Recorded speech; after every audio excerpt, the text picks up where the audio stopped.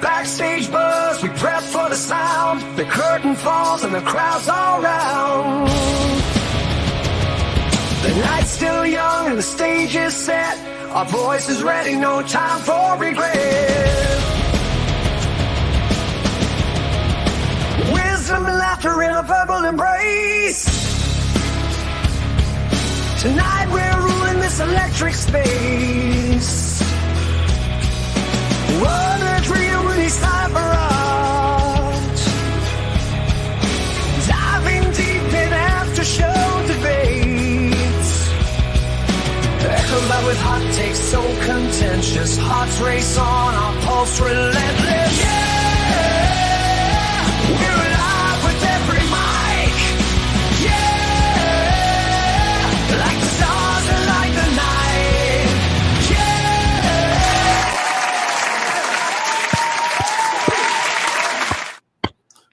We're back. What up, naysayers? We are back. We took a week off because a certain someone was in Los Angeles for Summer Game Fest. So we had to take a little break, but we come bearing stories and gifts.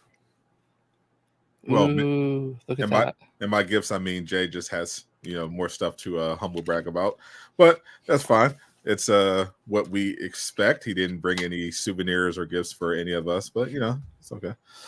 I have something. I don't even know what it is. That's promising. Yeah. Where is it? Here it is. I don't even know what this thing is. I haven't looked at it. Well, I haven't taken it out, but it's from the First Descendant. Oh. It's this thing. I see Bunny. And I think it's... I don't know what it does. I have no idea what that is. Yeah, I don't know what it is either. Is it for your keep? What is that? I don't know. It goes on something. It folds in some weird way. Is it like a couch for your hamster? I don't know what that is. I don't know. It didn't come with any directions, but it says the First Descendant. It's the thought that counts. Yeah. I actually did get some. I did actually have some gifts that I can give to people. One of my contacts for the Future Game Show sent me some game codes that I can distribute to my community as a thank you for co-streaming Summer Game Fest. So nice. So we're going to do it. Yeah, it was. Obviously, we're going to talk about it throughout the show. It was certainly an experience. Very good one. I met a lot of really cool people. I got to see some people that I've met before. I got to go to the Xbox showcase, which everybody's going to be eating from that. So he actually got to meet Mr. Xbox himself, Phil Spencer. I thought you'd be more excited that I got to meet Sarah Bond. Oh, or jealous. I don't know why. That's a racist assumption. It was based on words that you've said before, but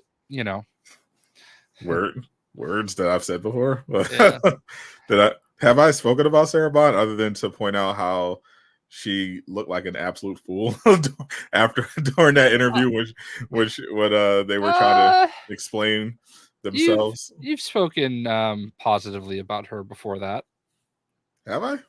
I believe so. I don't believe I've talked about Sarah Bond extensively. I feel like you have, but I'm not willing to take it further than that. So I mean she's hot, but other than that, I don't know. That's kind of what I was getting at. I feel like I've heard you at least acknowledge that before, but she's also extremely nice. I enjoyed talking to her. She was pretty cool. Yeah, she seems okay. Obviously, she's part of the corporate overlords over at Microsoft. So there's that. I think that's what it is.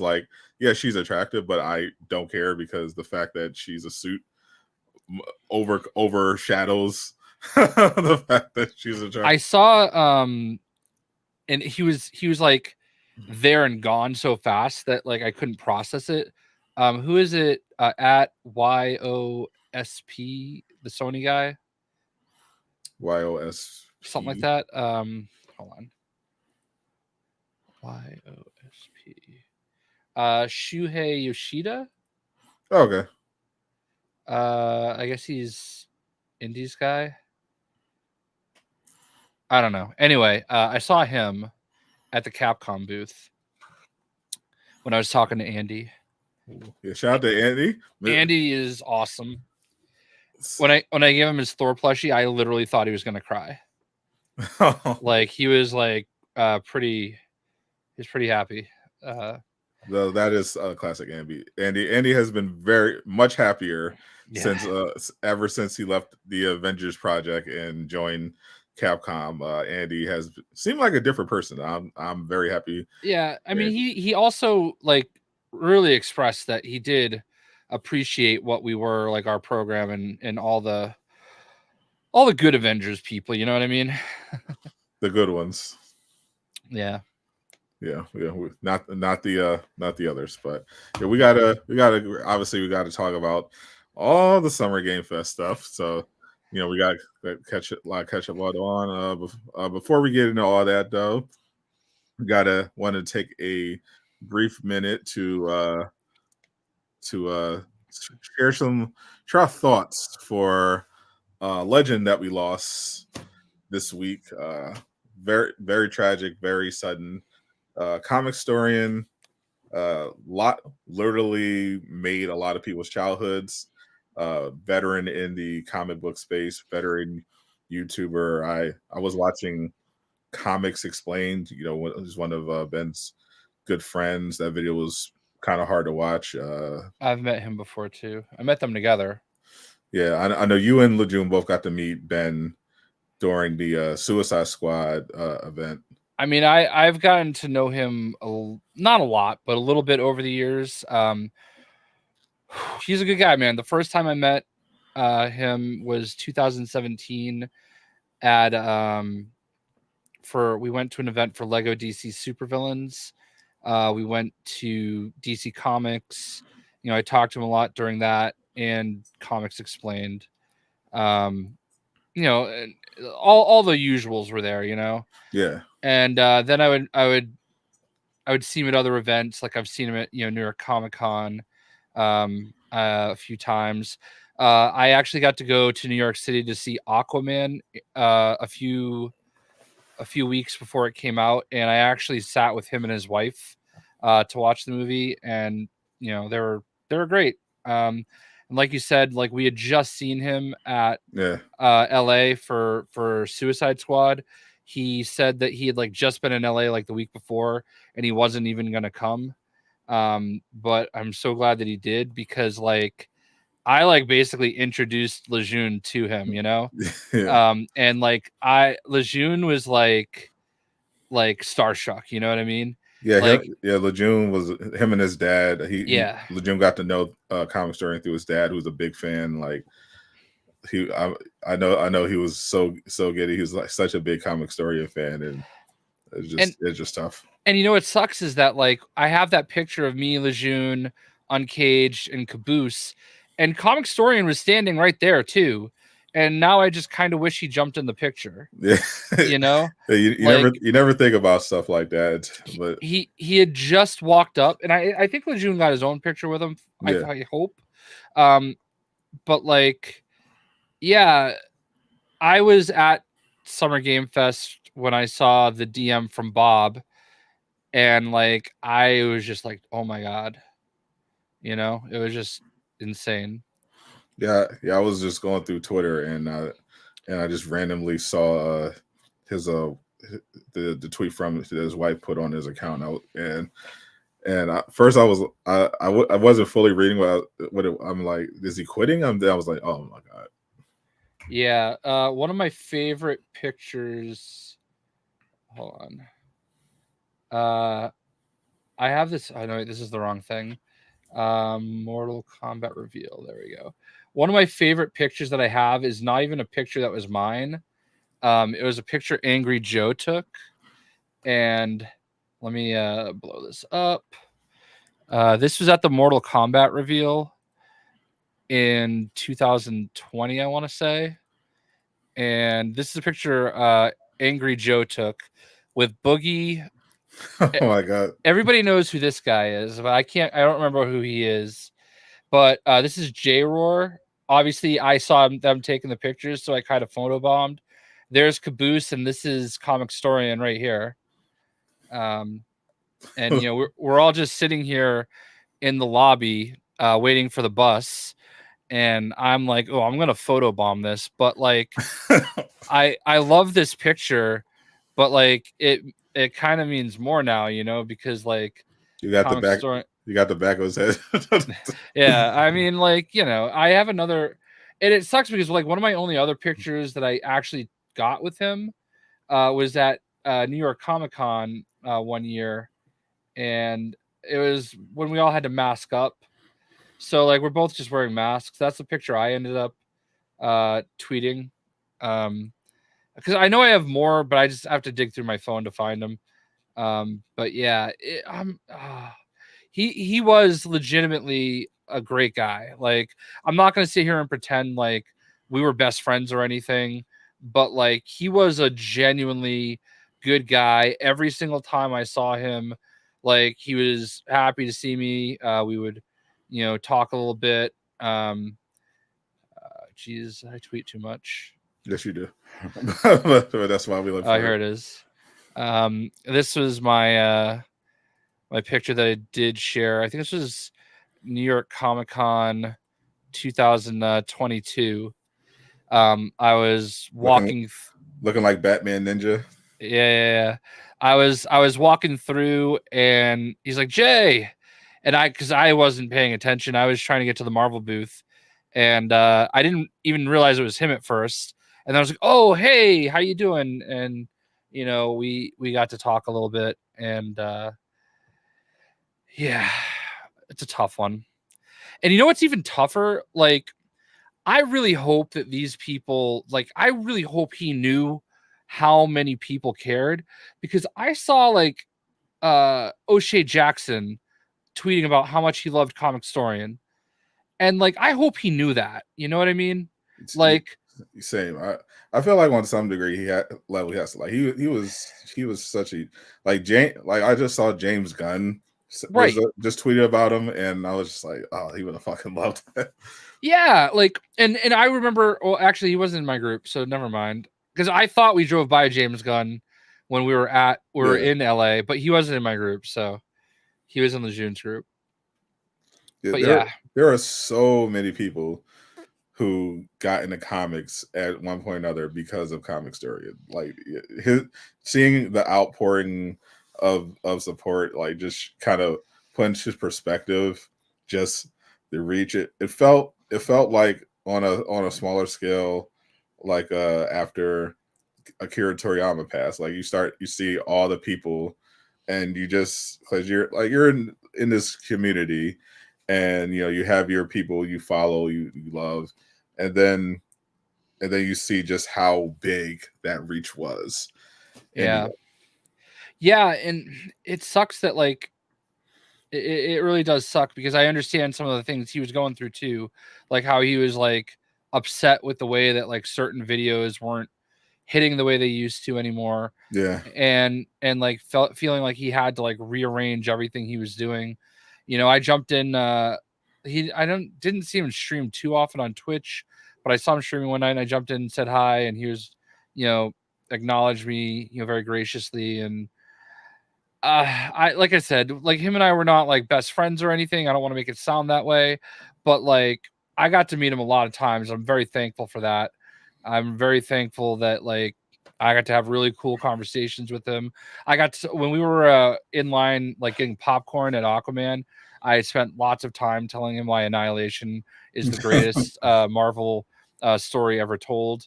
And he humored me, you know what I mean? So yeah, he didn't destroy you with facts and logics. That classic Comicstorian.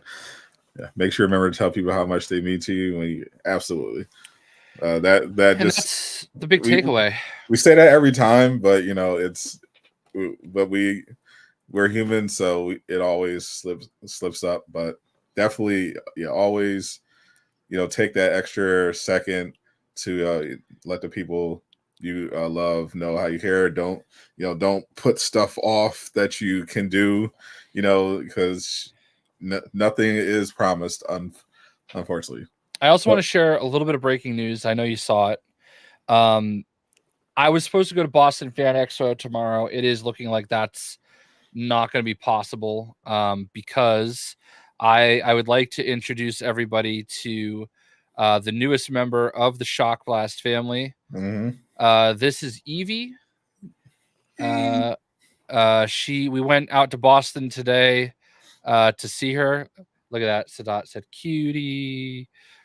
And I said cute, not cutie. Well, yeah, I mean it kind of says cutie, but cute. Anyway. All right. That is what it says. Those are the best pictures I could get because they didn't want to open up the cage again. But that's okay. You got at least one good one. So yeah, well, this was the one that was on the site. But yeah, she's Evie, and we'll be going to get her tomorrow. And my wife and I are very, very excited for that. So Thor's going to have a little sister. He is, and we think she's a sweetheart. It's a situation where there were 60 boxers that were taken from one location. Wow. And yeah, like we saw a bunch of the puppies that they were able to get out right away. And she kind of just picked us, so that's how it is. It's how it is. But yeah, we were originally going to walk over there today, and then right as we were signing the paperwork, they said one of the dogs tested for a parasite, so they need to make sure they're all good. As soon as we can get them is Monday. I'm like, all right, fine. That gives us 2 days to prepare. This all kind of happened fast. I was going to go to Boston Fan Expo tomorrow. Hopefully meet Charlie Cox and Cameron Monaghan and maybe Najee Jeter. Invite them all on the podcast. And yeah, got the call. Got the call that we got to do it tomorrow. So I mean, let's be honest. You fumbled the Jeff Grubb and Phil Spencer back, so they probably weren't going to be on the podcast either. Yeah. Well, I can get us a few people I met out there. I don't know if you're familiar with Khalif Adams. I've heard Khalif Adams. Yeah, Spawn on Me guy. I mean, I've known him a little bit. I met him a couple times, but I talked to him. I'm like, dude, actually, he is very, very big into Black culture, gaming, that kind of thing. That's what, and I said, listen, even if you don't come on the show, I would love to introduce you to my guy Sadat. I know that's right in your wheelhouse of what you do. Get you in with the whole crew, and then I'll ride your coattails a little bit more. As you should. So, always pitching my co-host like a true professional. And in the spirit of what Eastwood said, if you do abruptly drop dead, I want you to know that you have touched a lot of people, Jay Shockblast. We all love you very much. I know there are days where you feel like, the YouTube stuff isn't working. It's tough, but just know that a lot of people appreciate you for what you've done and what you continue to do. All right, fair enough. I didn't upload the Jeff Grubb picture. Now that I think about it, I did send Sadat like a very kind of creepy picture of Jeff Grubb from a distance. I was like, oh, I think that's Jeff Grubb, and I sent it to him, and he's like, get him on the podcast. I'm like, all right, let me see what I can do. And thank you, everybody. I appreciate that. We don't need stop. I was like, all right, if I see him again, I'll try. I don't know him. I'll try to approach him. Then I had to go to the bathroom, and one of the stalls starts opening. I go in the stall. Jeff Grubb is coming out of the stall. I am never talking to that man again. like literally it was over after that. Like I just, nope. Sorry. We made eye contact in the bathroom. Never talking to that man again. Well, guess I'll have to do it myself. Good luck. The first thing I was going to say is, hey, my name's Jay. My podcast co-host Sadat the Gamer is your biggest fan. and he would love it if you came on our show. Check the box for yes, please. Maybe I'll super chat him an invite. Yeah. I didn't actually see him after that first day, and I did see other videos where he was like doing stuff with the Kind of Funny guys or whatever. Yeah. I just be like, hey Jeff, I run a podcast with veteran industry guy Jay Shockblast. You guys briefly made eye contact in the bathroom at Summer Game Fest. We're big fans. We would love to have you all to discuss that would be like, it would be hysterical if he did come on the show to share that story with him. You know what I mean? Like that would just be a funny story. I did talk to Greg Miller at the Xbox showcase. Actually, I don't know if it was the mixer the night before, but I kind of walked up to him and I was like, all right, so like this must, like, you being here must be how it feels for me to be walking around LA wearing a Celtics hat. He appreciated that joke. Also, fuck Boston. Yeah. For the record. No, he's like, no. Oh, he was actually talking to what's that guy's name? Big dude. He's a big leaker. A lot of times PC and Xbox. Dwayne The Rock Johnson. No, like me size big. He's one of the big ones. One of the big ones. The only ones I'm thinking of are, hold up, I don't know. Jeff Grubb's the only big one I'm thinking of. Maybe Jason Schreier, but he's not that. I met Jason Schreier and talked to him. He's a Nets fan. I said thanks for Jason Tatum and Jaylen Brown. It's not Jason Schreier. He's God damn it. I don't follow him. Did you invite Jason Schreier on the podcast? I did not, because he was like, he was very busy. He's always yeah. I like literally like 5 different groups of people had just talked to him, and I just like slided in and was like, hey man, really appreciate your work. Talked about the Suicide Squad article, and it looked like he was trying to get somewhere. So he did watch my Dragon Age, the Veilguard, the hour that we watched of that. We were in the same session for that. Oh, nice. God, why can't I think of this guy's name? He's not Tom Henderson, but he's like a similar, like he's like the third guy basically. The third. I thought the 3 was Grubb, Henderson, and Schreier. Okay, the 4th. Basically, he's the 4th. Big Xbox guy, I think, but I guess he's also a big PC guy. The only other one I know that usually gets brought up is like Nick. No. Shapeshaw Nick. It's going to be one of those things where when I figure out who it is, Jeff Henderson. no, that's Tom Henderson. Ham Tenderson. Oh yeah.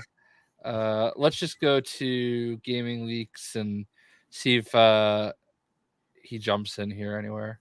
Like his name pops up. While Jay is trying to recover from his senior moment, shout out to the chat. We got, who was first today? Steven was first. Congrats, Steven.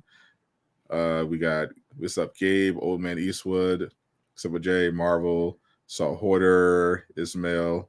Appreciate all y'all. J Spice, Last of Understanding, Cap Tay, Hoarder, of course. We got Kippy. We got Art Gang, Sean Wood. Appreciate all y'all hanging out on this Friday evening. Divine Shine just pulled up. Definitely, I'm sure, in high spirits after the Xbox showcase. Anyway, but he was Greg Miller was talking to whoever I can't think of right now, and he basically said, "No, we're teaming up. It's just consoles against PC at this point. Down with PC." Like, all right, I support that. Yep, we're coming for PC in the upcoming Marvel Rivals closed beta. That's going to be cross-platform for everybody. It's going to be PlayStation, Xbox, PC all together, so that should be fun. Yeah, I had really good talk with Danny Koo, like multiple talks with Danny Koo. He walked up out of nowhere. All I hear is Jay Shockblast, and I look over and I'm just kind of staring at him for a second. He's like, Danny from Marvel Games. I'm like, oh, I know you're Danny. I just can't believe you know who I am. He goes, yeah, we met. I'm like, yeah, you're right. We met at PAX East 2020, Oof. 4 years ago, at the Marvel Future Revolution unveiling. And ooh, look at that. We got a backstage pass member. Congratulations. Welcome backstage, Gabe Lowe. Appreciate you for supporting Yeah. him. So basically he remembered me from 4 years previous and a certain podcast that we might have done with someone. But yeah. That may or may not have gotten us banned temporarily. Jez Corden, that's who I'm thinking of. Jez Corden. Okay. Yeah. That's who Greg Miller was talking to. When that was very important for the conversation. That was yeah. I can't believe you forgot Jez Corden. Yeah, I don't follow him, so I didn't think of it. Usually when it comes to the big insiders, I only listen to Jeff, Tom, Jason, or Miller. Yeah, I don't follow a lot of people because they just end up getting retweeted, and yeah. Sorry, totally RNP, our bad, not intentional. We appreciate you. I definitely shouted out the Twitch people. I literally just went down the line. But we are streaming on Twitch, YouTube, and Twitter. I will never call it X at the same time. Me either. Yeah, actually, I'm about to cancel my Twitter membership as well. Now that Doom, we got Doom Killer. He's making his return to streaming. We appreciate Doom. One of the reasons why this podcast even exists. Exactly. But yeah, I'm like all over the place right now. Nervous. It was a crazy week. Like it really was. You missed 1 week and just all of the things happened. I did see somebody say they wanted to hear about Phantom Blade Zero. Yeah, Phantom Blade. Yeah, so Summer Game Fest. I know there were people who were disappointed with Summer Game Fest as they are every year, but I feel like half of that is just people who hate Jeff Keighley because they blame him for E3. And I thought it was good. Like most of the game, I thought both the Summer Game Fest and Xbox Showcase were really solid. Like I gave them both around the same score. I preferred Summer Game Fest more because it had more games that I was personally interested in, specifically Killer Bean, as well as Dragon Ball Sparking Zero, and of course Phantom Blade Zero, which Jay, much to my disappointment, got to play it before I did. You know what? I can world premiere. Hold on. Let me find Caboose's DM. All right, hold on. I can world premiere chat live from my Caboose DMs. There we go. Hands-on gameplay of Jay Shockblast being mediocre at Phantom Blade Zero from Summer Game Fest. Got your Xbox colored headphones on. Game looks beautiful, even from, obviously not the best footage. Shout out to S Game. And then he sent me this one too. Oh, look at Jay actually moving a little bit.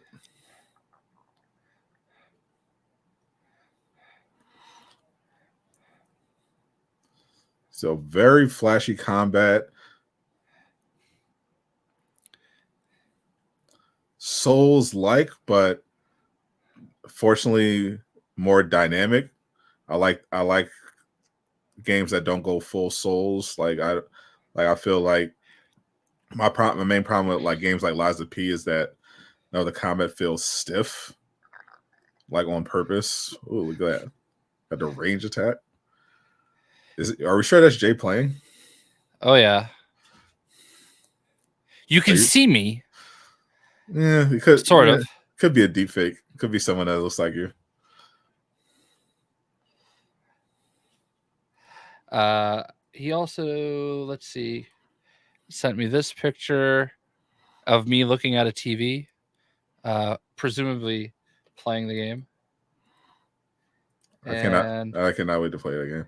yeah, anyway. I was hoping they were going to release a demo for everybody. Unfortunately, they only just did like a demo in person stuff for us for events. So here's what I'll say. All right, that was like very early in my demo. I played it for about a half hour. It was kind of a shortish demo. You basically you do a tutorial. You go through like this one little section where you fight like 2 enemies, and then into a second section where you fight like 5 enemies, and then you go in and you fight this big boss. And I watched Caboose when he was playing on his section, and I learned a little bit while he was playing as far as like the boss was concerned. So I learned a couple tricks to try. When I got to the boss, I knew Caboose was like upset that he hadn't beaten it. And I was like, hey, do you want another crack at it? But he didn't hear me. So I was like, all right, whatever, I'll just do it. Because I was fine with what I had played and I was fine watching. But I ended up beating the boss. And I was pretty excited about it. I died like 7 or 8 times. But I was pretty excited that like I beat it. I did talk to the game director and I said, you know, I'm not normally into Souls-like games. And he goes, not Souls.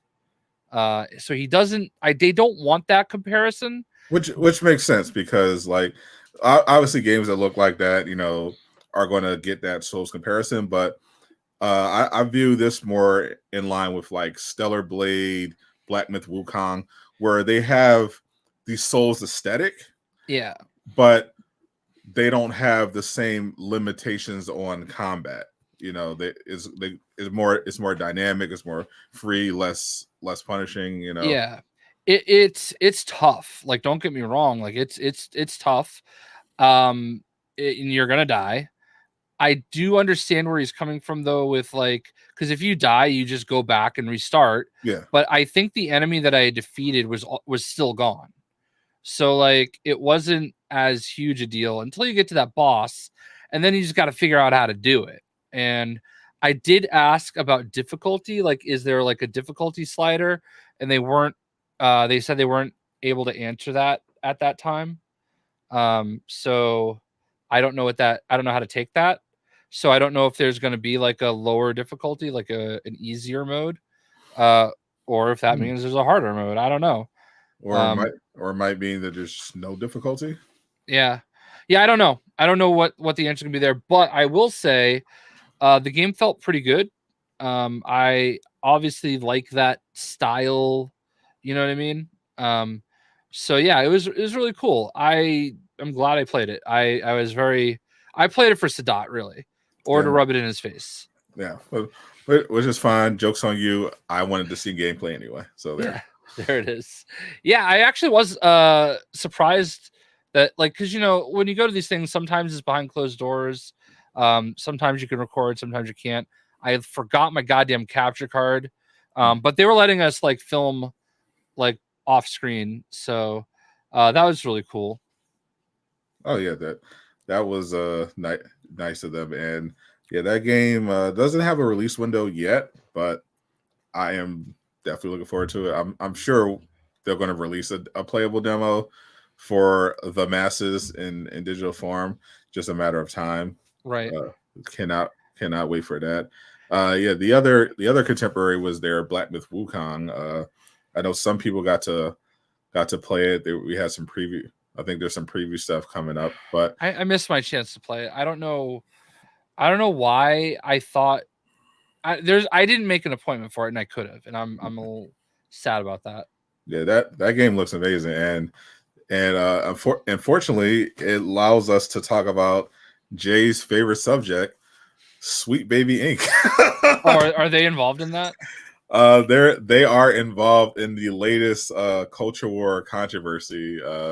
You love to see it. We knew there had to be another one coming up, and this one was definitely unexpected. I was not expecting Black Myth Wukong to become the next Stellar Blade Hogwarts Legacy game, but here it is. And and of course, IGN is at the center of the whole thing. So I saw this come across my timeline, and I initially thought, oh, grifters going to grift, whatever, But and that's why this story is tough, it's conflicting. On the one hand, these grifters are generally pieces of shit who are who blow stuff out of proportion or just lie for rage bait. On the other hand, it's IGN. so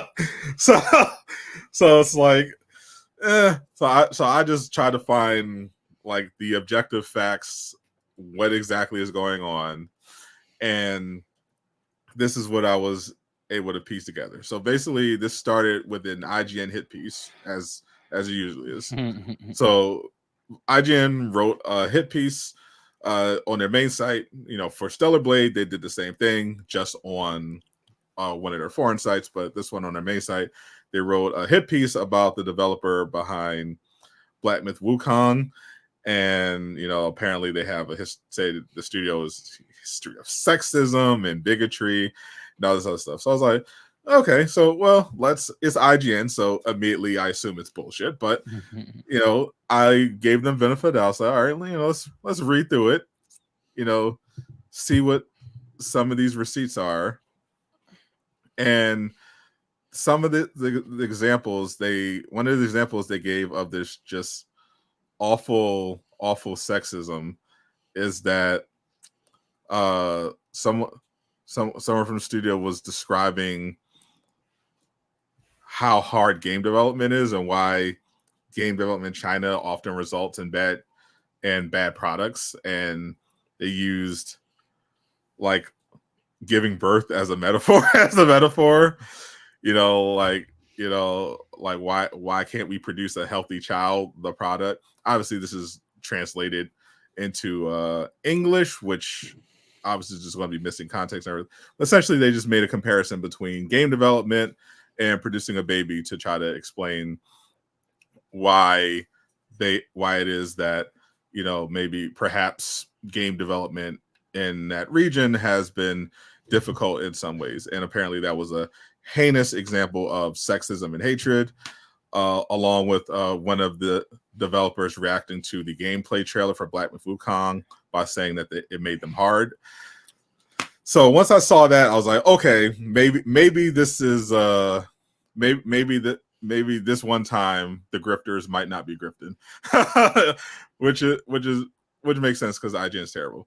So basically, I looked around some more, and the post that's going viral is that there's this Chinese journalist who claims that the reason why all these hit pieces are starting for Black Myth Wukong is because Western game consultants like Sweet Baby try to reach out to get them to modernize their game to the tune of $7 million for consultancy fees. They said no, and as punishment, you have Western journalists that are writing hit pieces for them. Now, I haven't seen any evidence that there is like a direct connection between them, whether obviously they clearly did not accept any Sweet Baby influence, but I don't see if there's a connection between that and IGN and other outlets directly attacking them. Could be a complete coincidence that they brought this up. I remember Kojima.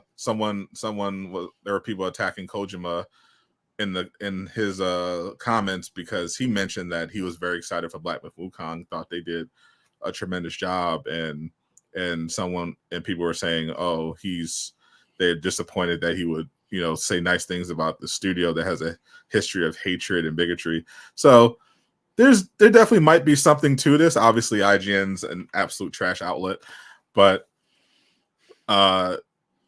personally, if someone is just like, oh yeah, let's do the DI thing, like, it's at this point, if you're gonna get attacked by IGN or something like that for being not woke, I feel like that's just great marketing at this point.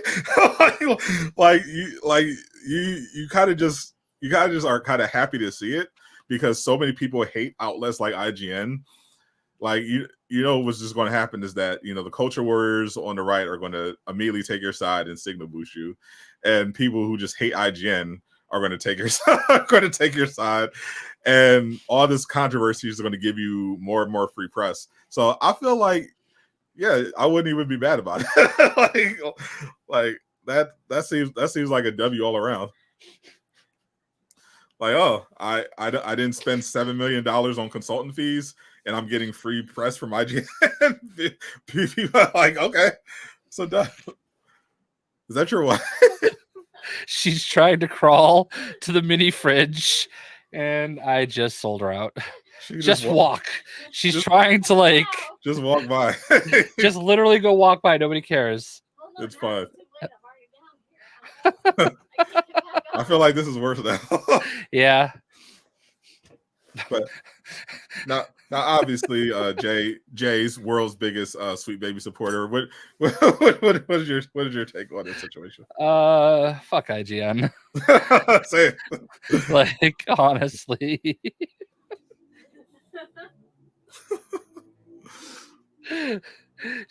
I appreciate that she's trying to stay out of the shot and whatever, but yeah, it's not like we're shooting a music video here.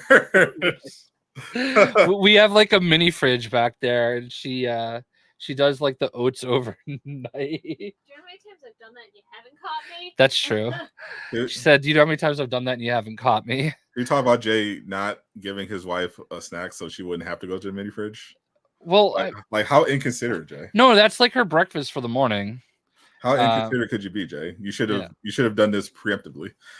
Well, anyway, God, I don't even know where we were anymore. Fuck IGN, I believe. Yeah, basically. I mean, they are the ultimate grifters. I mean, that's just all there is to it, everybody has their own grift at this point. Yeah, everyone's getting into it. I just kind of remember what it was like when we could just even some of the stuff that you said, oh, that trailer makes me hard. Who cares? Literally, who cares? I was like, what? That's what we're really gonna get upset over. That's some tame stuff. You know what I mean? Tame as possible. What? Let's not pretend that there aren't a million different versions of that. From every walk of life, if you will. Come on. Let's not forget these are also the same people that were barking and saying "step on me" in response to characters from Hades too. So it's come on, what are we talking about here? Yeah. It felt that's the other problem, the double standards. You can say the most out of pocket stuff about bear fucking in Baldur's Gate 3. Right. and all the mommies and whatever, and some guy just says, "Oh, this trailer is so good, it made me hard." Oh my god, the hatred! What? Yeah, it's stupid. Come on.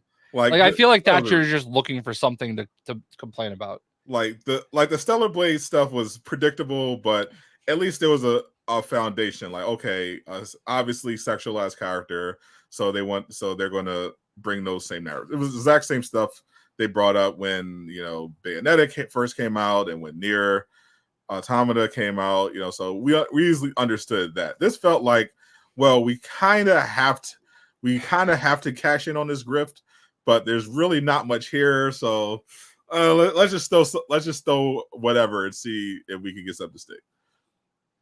That felt like a reach even for IGN. Right. Yeah, I agree. I don't even remember seeing any. I'm sure there are IGN people there, but they were also doing their own thing at the same time. That was another thing that was weird about the LA experience. You've got Summer Game Fest and their play days. You've got IGN and their IGN Live or whatever they called it. Yeah. The Xbox showcase. You had the Ubisoft Forward, which apparently there was something you could go to. But I was not able to. I was a humble co-streamer. Yeah. So imagine if we just had this one building that we could go to and just do a big show there and have all the press be able to go booth to booth, and that's just crazy talk, Jay. What do you? I know, you know.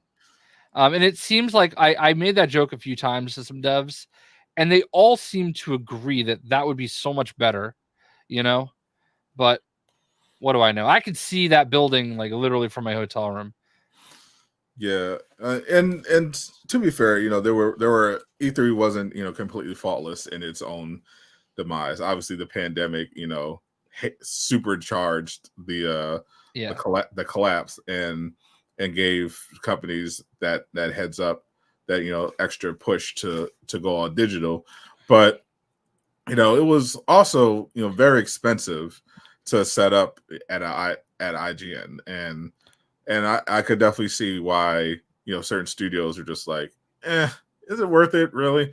Yeah, Like, I feel that. and yeah, like that's why Jeff Keighley, like that controversy that came out about Jeff Keighley, how much he charges to have games presented, it still paled in comparison. Like, you know, $400,000 for, you know, 2.5 minutes worth of your trailer or whatever getting shown off for that type of event with that type of exposure, more than fair, and definitely much cheaper than setting up a booth at E3. Yeah, so I'm gonna show you. Here's my my LA experience for the most part. There you can see that was my seat for Summer Game Fest. That is the outside of SoFi Stadium. There is my view, but without me, which is probably a better view. There's Jeff Keighley coming out. Very excited about Lego Horizon Adventures. Thank you. I laughed at that. Coming to Nintendo Switch. Yeah, obviously hating on Xbox. Yeah, like literally, I was looking at it. I was like, oh no, Xbox. As somebody, an Xbox fan was like, oh, why you always going to attack Xbox? I was like, I mean, it's just an observation. It's literally a fact. Like literally every platform was represented except Xbox. So I believe this and Astrobot or whatever it's called. Yep. I believe those were playable at the play days. Obviously, Star Wars Outlaws. Mm-hmm. I didn't get to make a video about it, but I know you got to watch the same video I did. Yeah. I cannot wait for this game. This game looks so good. It looks like it's like everything I've ever really wanted from a Star Wars game. Yeah. I was talking about it after the I just co-streamed, of course, Ubisoft Forward, and usually, you know, with anything Ubisoft is like, oh, Ubisoft, I heard Ubisoft. And for this particular event, even though they didn't have like a ton of flashy reveals, like they could have obviously announced a lot of other stuff. You know, maybe they're saving that for Gamescom or whatever. I was saying the biggest thing they had to do really realistically was sell people on Outlaws and Shadows, because those are two big, very expensive games that they're releasing this year. And, you know, there was some thought. Obviously, Assassin's Creed Shadows was going to sell regardless. It's a mainline Assassin's Creed game. They always sell. But, you know, there was controversy, mostly from racist grifters, about it, and we hadn't seen really gameplay extensively yet. And then also Star Wars Outlaws, you know, people were like, oh, it's not a Mandalorian game. I don't know about this. What is this?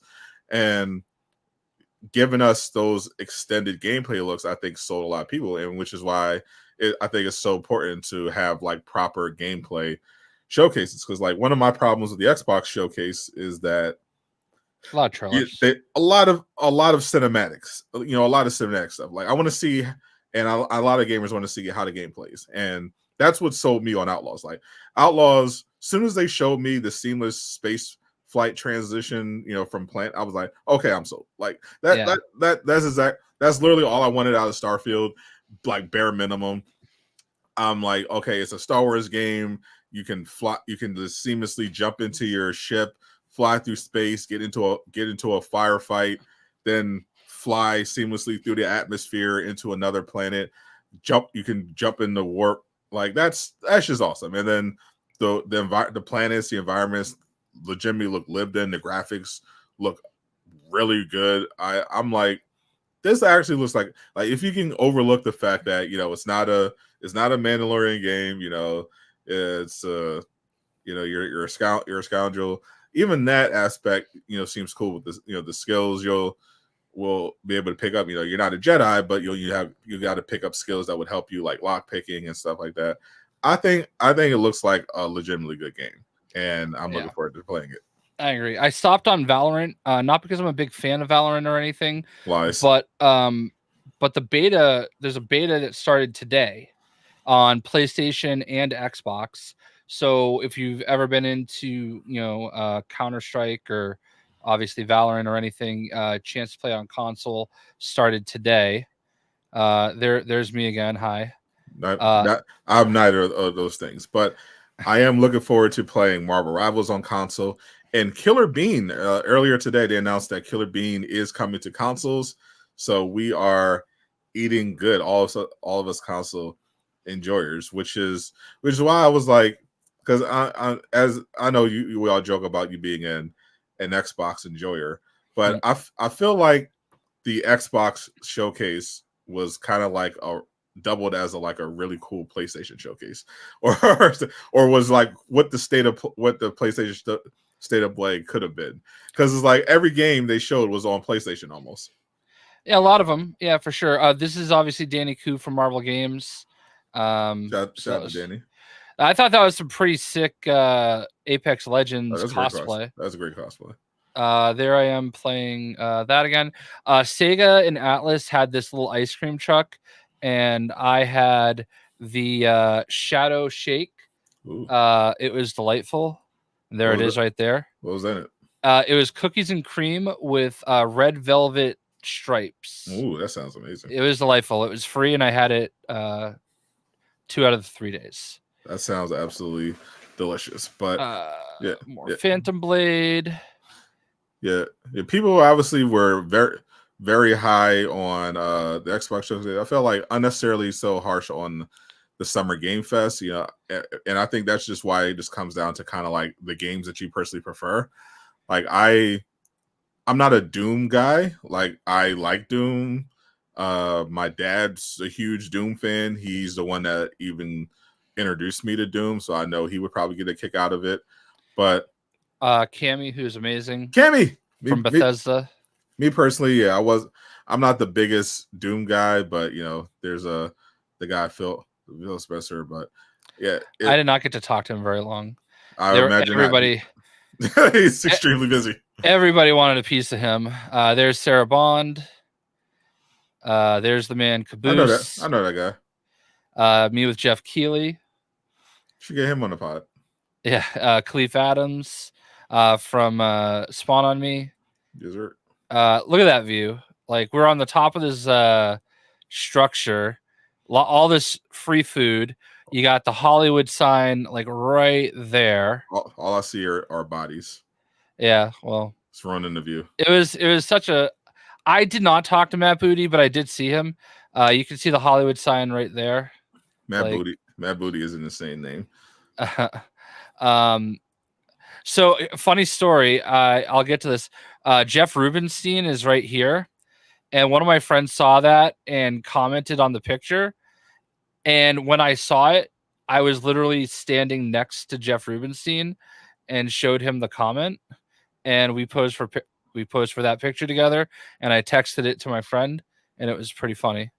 So this was the day of the actual Xbox showcase.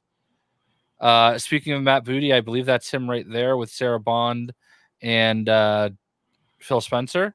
Jay is a big fan of the booty. Yeah. But then, Dark Ages obviously look pretty tough. That's going to be on everythking. State of Decay 3. That was my issue with the showcase. It's like obviously there was we could talk about Dragon Age separately. That spawned a whole thing. This game looked really cool. I thought a lot of games looked cool, and I thought it was a good showcase. I thought it was a great showcase for Game Pass, but I feel like people were definitely glazing a bit because they're used to being disappointed by Xbox events.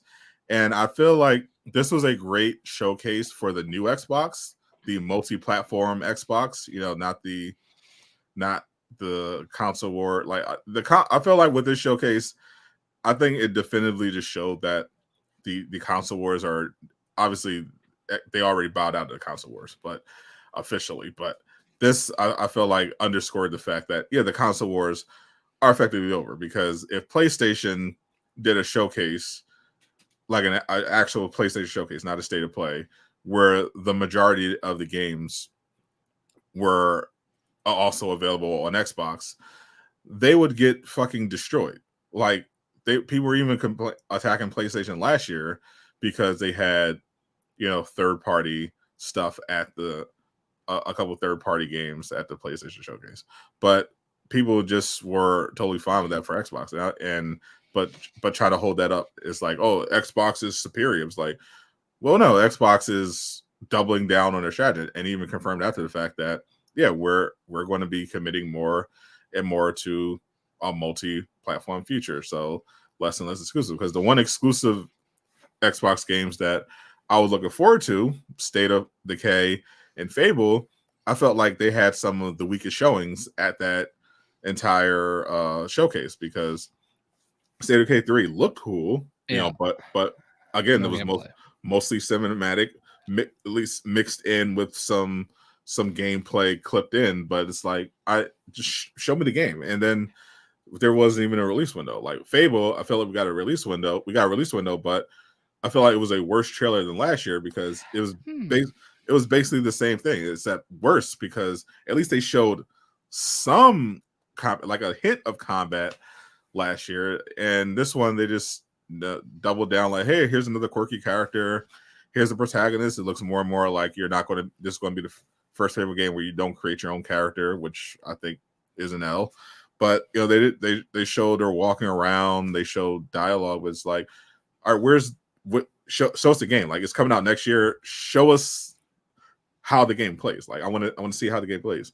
Like I feel like Gears E-Day, another all cinematic trailer, that itself became another nonsense controversy because of console warriors. Apparently Jeff literally just pointed out, hey, I love this trailer, and he just gave some more insight. This is who made it, it's CG, it's an engine, blah blah blah. And then Xbox fanboys immediately just jumped on Jeff, said, oh, you're just hating, you're trying to discredit the work of the devs. I'm like, what the fuck are you talking about?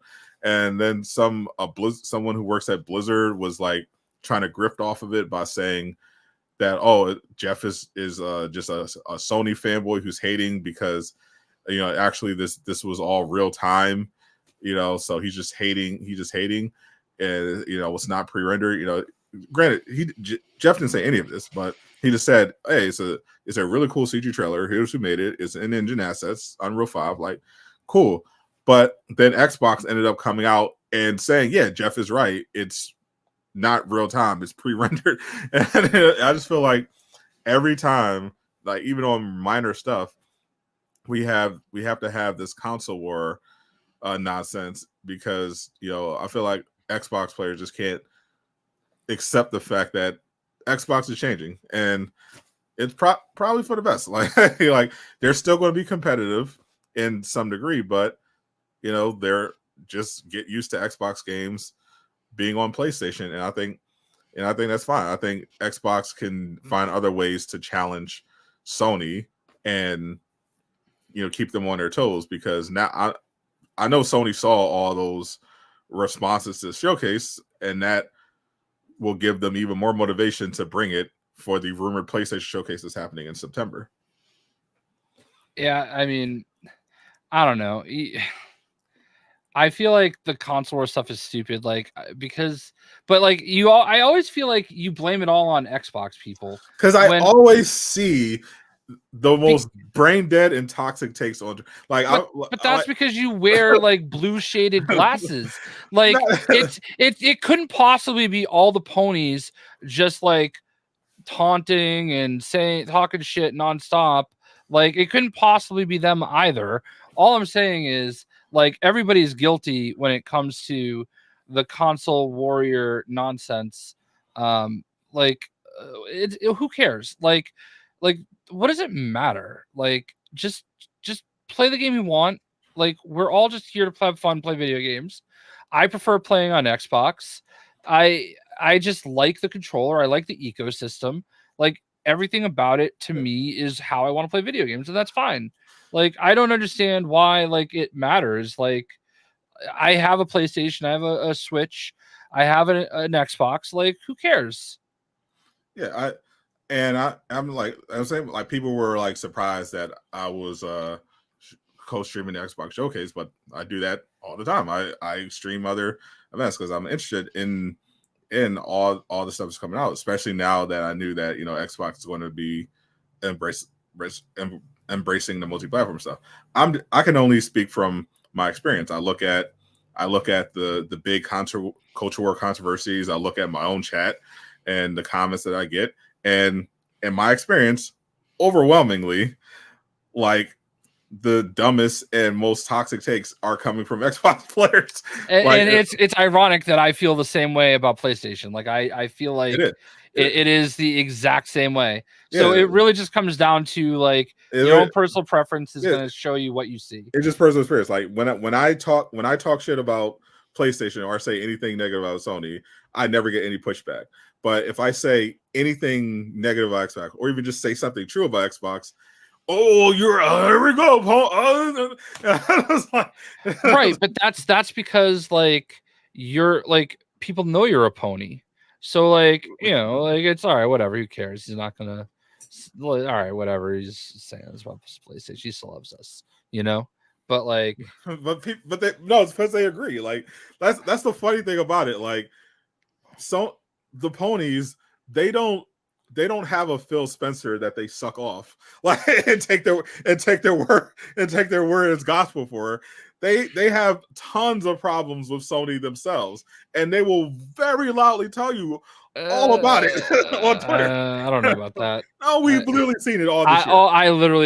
I only see people glaze PlayStation. So. I've seen nothing like especially with the situations around Helldivers 2. Like there's a lot of people who had time to just like, fucking tired of Sony shit, especially with the the live service stuff. Jim Ryan, part of his legacy was that, hey, we're going to double down on the live service stuff, and fortunately, they scaled that way down. But now we're getting kind of the stuff that didn't get canned. That's going to be coming out over the next several years. And one of those games was Concord, which I don't have high hopes for.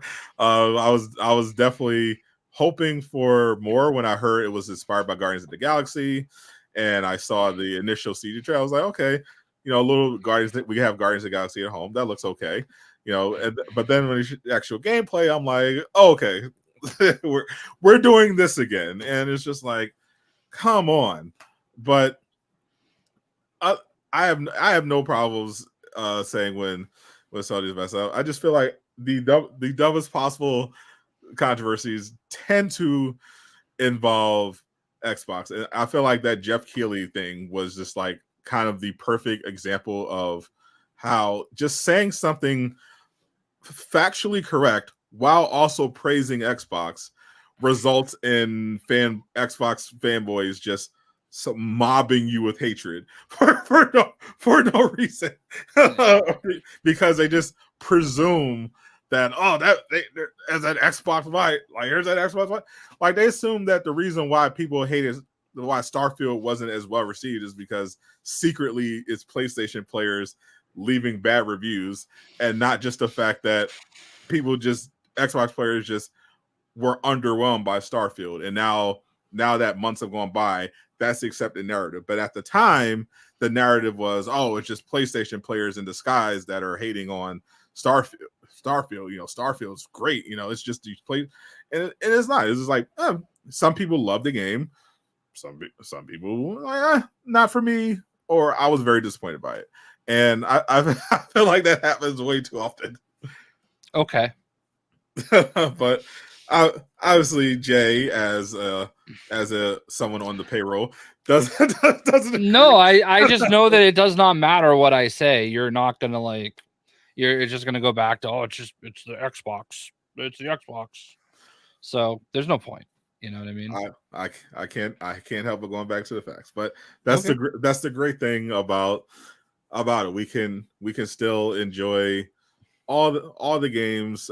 We can at least agree that the culture war, the console war, and the culture war are stupid, and that I am more than happy to try out all these interesting new Xbox games that are coming to PlayStation. Cannot wait to try it. Yeah, I can't wait for people to play. Spider-Man 2 DLC was the big theme of Summer Game Fest, and unsurprisingly, every event had people in chat saying Spider-Man 2 win, Spider-Man 2. And in typical Insomniac fashion, they waited until all the events were over to announce an update to Spider-Man 2. It just wasn't the DLC people were hoping for, but I understand what they showed, why they didn't show up at Summer Game Fest or if they play. Usually those are resolved for flashy trailers, but this one was much more, simpler. Hey, we have an update. We're going to do some quality of life stuff, and here's 8 new suits, which there's nothing wrong with that, Yeah, free suits, right?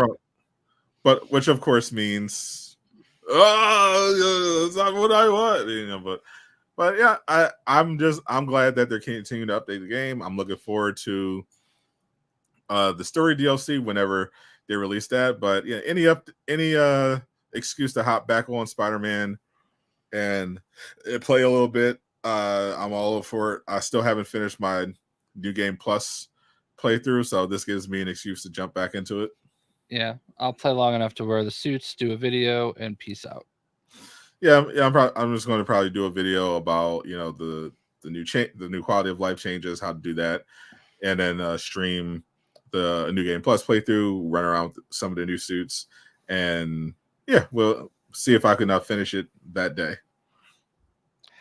One of the other games I got to play is what was that? Oh, he called you JX Blast. Oh yeah. I got to play a game called Frag Punk, I think it was called. Another new hero shooter. Yeah, another Overwatch relative. Yeah, I did get to play that. It wasn't like it hadn't been announced yet. It was the day before the Xbox showcase. I played it. It was pretty good. Like it felt pretty cool. It had a card mechanic to it. So you get like these. I know it. So people, I don't like card games, but it kind of felt a little bit like a little Valorant-ish, but also hero shootery. So and there was like a card element, and you get like these random cards that you draw at the start of the game. You can spend like points that you earn playing the game to upgrade them, and you'll get like random perks based on those cards. And I don't know, it was pretty cool. The guns felt really good, but I'm wondering though if it's going to just get lost in the shuffle of all these hero shooters that are now going to be coming.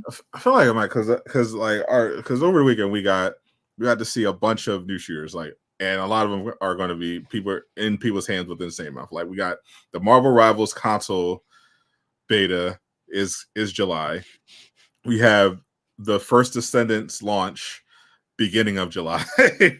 You have the Concord beta in July. And followed by the actual launch. At some point, probably later this year, another live service shooter from Sony, Fair Games, is probably going to get shown off. And I remember looking at Frag during the Xbox event, and my eyes just glazed over because I was just like, this doesn't. Nothing about it, you got to play it, but just looking at the trailer for it, nothing about it just stood out to me. Like Concord, stood out to me because it was like, okay, obviously there's a lot of Guardians of the Galaxy at home here, but it had a lot of Destiny DNA there. with the visuals and some of the special abilities. But I was just looking at both of them, just like Marvel Rivals just look more fun than all of them, and First Ascendant, I actually played, and I'm looking forward to that more. I'm just like, yeah, just is no, I just couldn't think of a scenario where I would rather play either of those games over Marvel Rivals or the First Ascendant, or even Helldivers. Yeah, I'm super super excited to get that console beta for Marvel Rivals. That's pretty cool. Yeah, I want to play some Venom. Oh yeah, it is a NetEase game. Yes, that is. I got to do 4 games as part of Net. Like I had a 2-hour appointment with NetEase, and it was Once Human, Marvel Rivals, some kind of rabbit game. It was like kind of like a side scroller game. Yeah. With a rabbit. I thought Once Human looked interesting. Yeah. Like I feel like the important thing, especially in this market, more than any other perhaps time in gaming, it's important to have stand out. You got to stand out in a way, because especially if you're doing a multiplayer game, because there's so many on the market.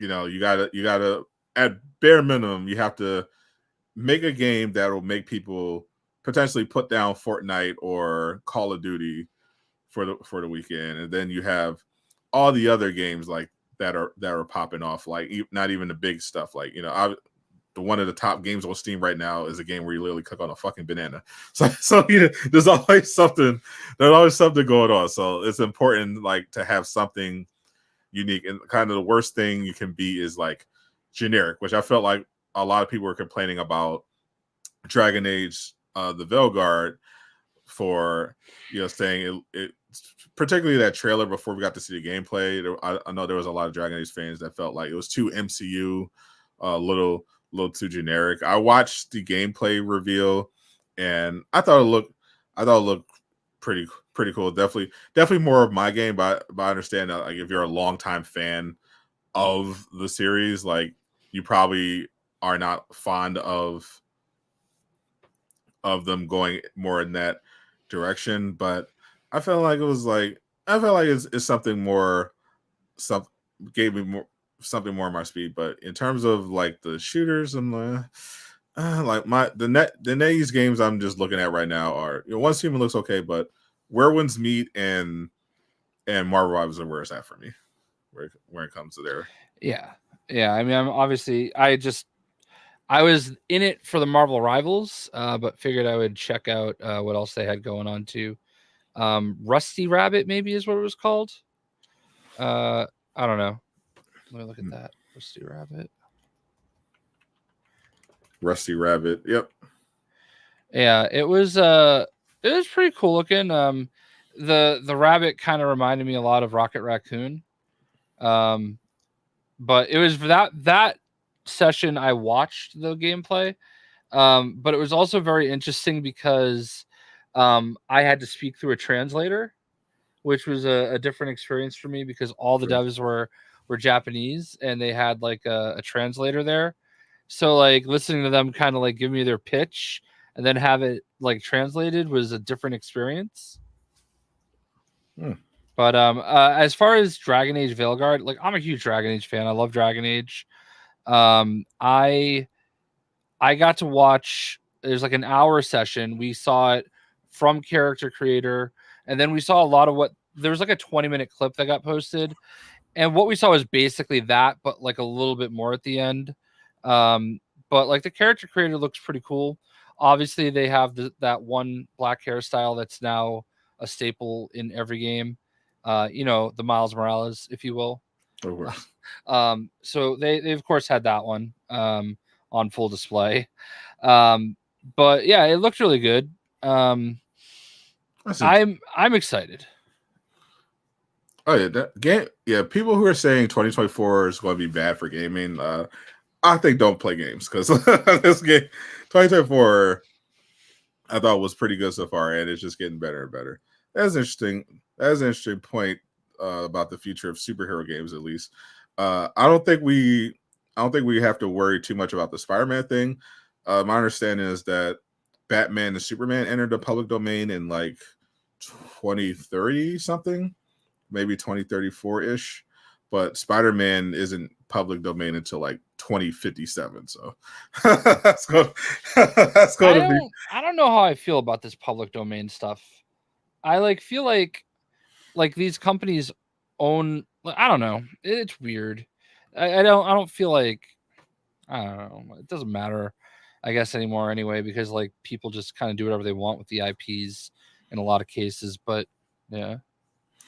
I think there's definitely merit in that, like after a certain amount of time stuff becomes public, because there's definitely, if something becomes big enough, I feel like it might be fair, because it's not like they can't still profit off of it or anything like that. And particularly when it comes to Batman and Superman, I love the idea of seeing other people get a crack at it, do something interesting with it, because it feels like DC has definitely run out of ideas, and I want to see what the public can do with it now that they're not going to be completely restricted.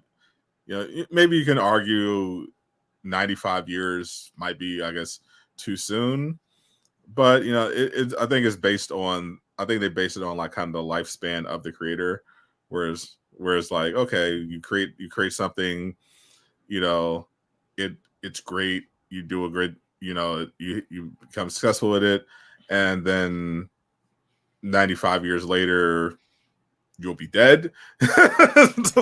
Theoretically. Theoretically, maybe that'll change once we we upload ourselves into the cloud or whatever fuck is going on. But based on normal human lifespans, yeah, I feel like it kind of makes sense to be like, okay, you shouldn't have a chokehold on this IP, especially if it's like this big beloved character, and you're like effectively at that point just blocking anybody from doing anything with it, and just like hoarding it, especially if you're not doing anything particularly interesting with it. I think that's fair.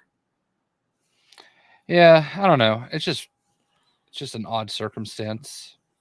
Yeah, like I feel like Spider-Man becoming public domain in 2057. It's like, okay, like how many years of Spider-Man have you had?